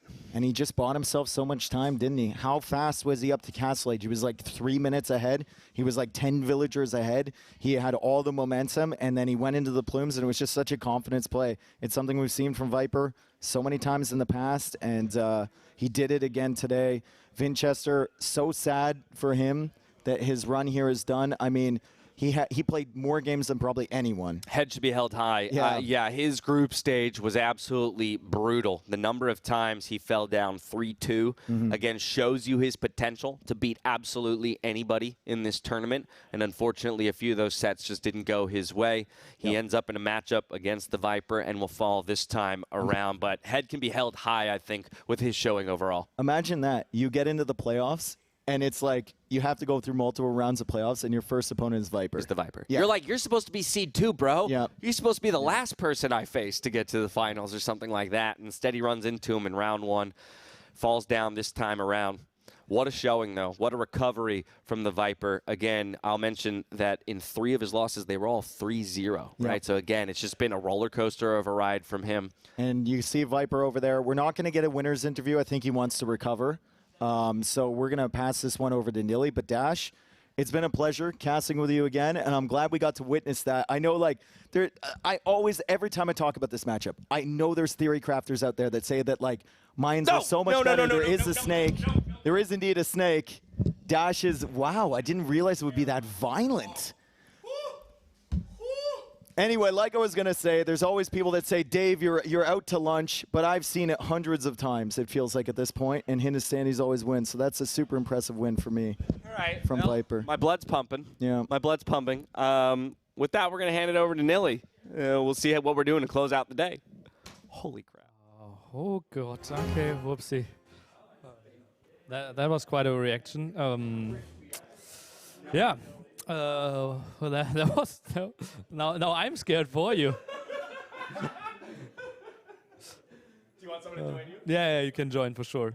Yeah, what a crazy set, what a convincing performance by the Viper there. Especially the last game, it felt like he weathered the storm quite nicely. The crossbows, obviously, and the Eagles getting in there. Don't do it again. Don't. No.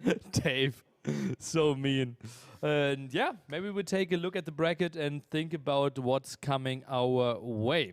Because we are basically down to the final 6 players. Hera and Liereyy, due to their crazy performance in the group stage, already seeded into the semifinals. They will play on Saturday and will probably watch tomorrow to see who they're facing. TaToH versus Mr. Yo, our opening game, and Villese versus Viper. What are you thinking about those 2 matchups? Whew, Villese versus Viper. Well, interestingly enough, right, repeat of something that we've already seen in the group stage, in which Villese did come out on top in a hard-fought series. All that said, it is best of 7, right? And there's always a conversation around who longer series favors and kind of what maybe the learnings are over the course of the group stage, right?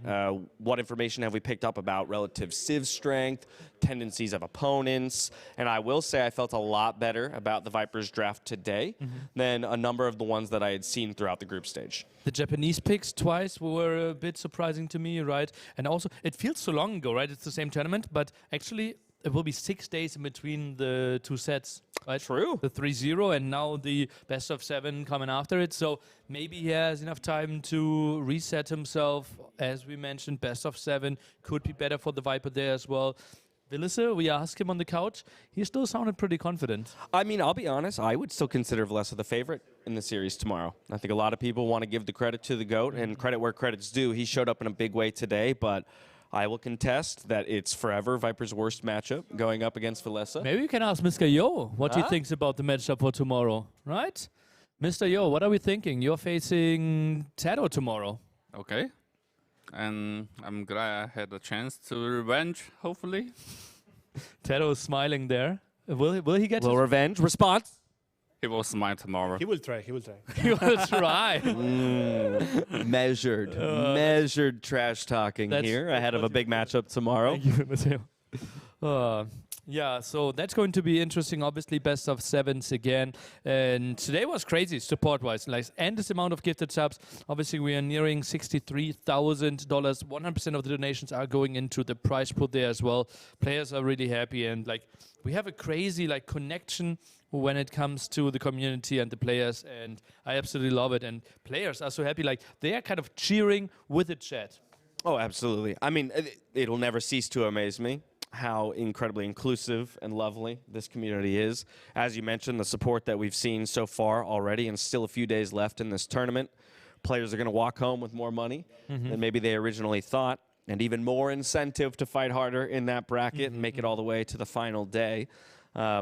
Yeah, back of my head, I'm thinking Hera, Liereyy as well, sitting pretty with those 2 days of rest and lots of data to collect, right? Yeah. That's one of the advantages you have is you don't have to show anything else yet until the semifinals, and you get to watch others kind of iterate on their civs and map choices, and so I'm always curious what they've got in the works behind the scenes. Yeah, and they also said, like, Liereyy and Hera didn't even show all their strategies yet. So, like, semifinals are going to be really brutal. And honestly, right now, my bet would be we see a Liereyy Hera final. They are looking really strong, and then anything can happen, right? Because their set was 3-2. Yeah, given the hilarity of their set, I would love to see that one extended from 5 games out to 9, and see what that clash looks like yet again. Got to wonder if the button will be pressed, or if Hera's got a different answer to that this time around. A ban. He has the ban prepared there for the finals there. Not unlikely. Obviously, we will be back tomorrow at 15 UTC, same time as today, with Mr. Yo and TaToH, and then we will follow it up roughly starting 19 UTC again, the Viper against Villese, where maybe he can find his revenge.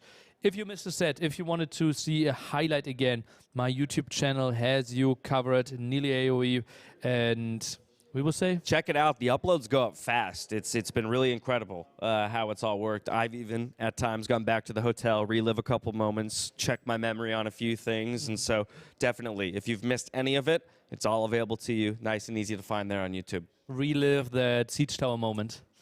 We maybe got too excited. I don't know. It seemed rather effective in the end, right? Just 5 skirmishers and 2 condos. Probably had 12 eco kills and forced such a massive response out of Vinch. Yeah, really sweet moves there, and a great day of Age of Empires ahead of us tomorrow. Obviously, Saturday we will have the 2 semifinals, and Saturday and Sunday we have a watch party here in Berlin. Multiple hundred people. We have a crazy location at the Alexanderplatz, and you can stop by if you want to meet all the players, want to meet all the casters. It could be really nice, and we will send you over to the highlights, and you can see a bit behind the scenes. See you tomorrow, 15 UTC.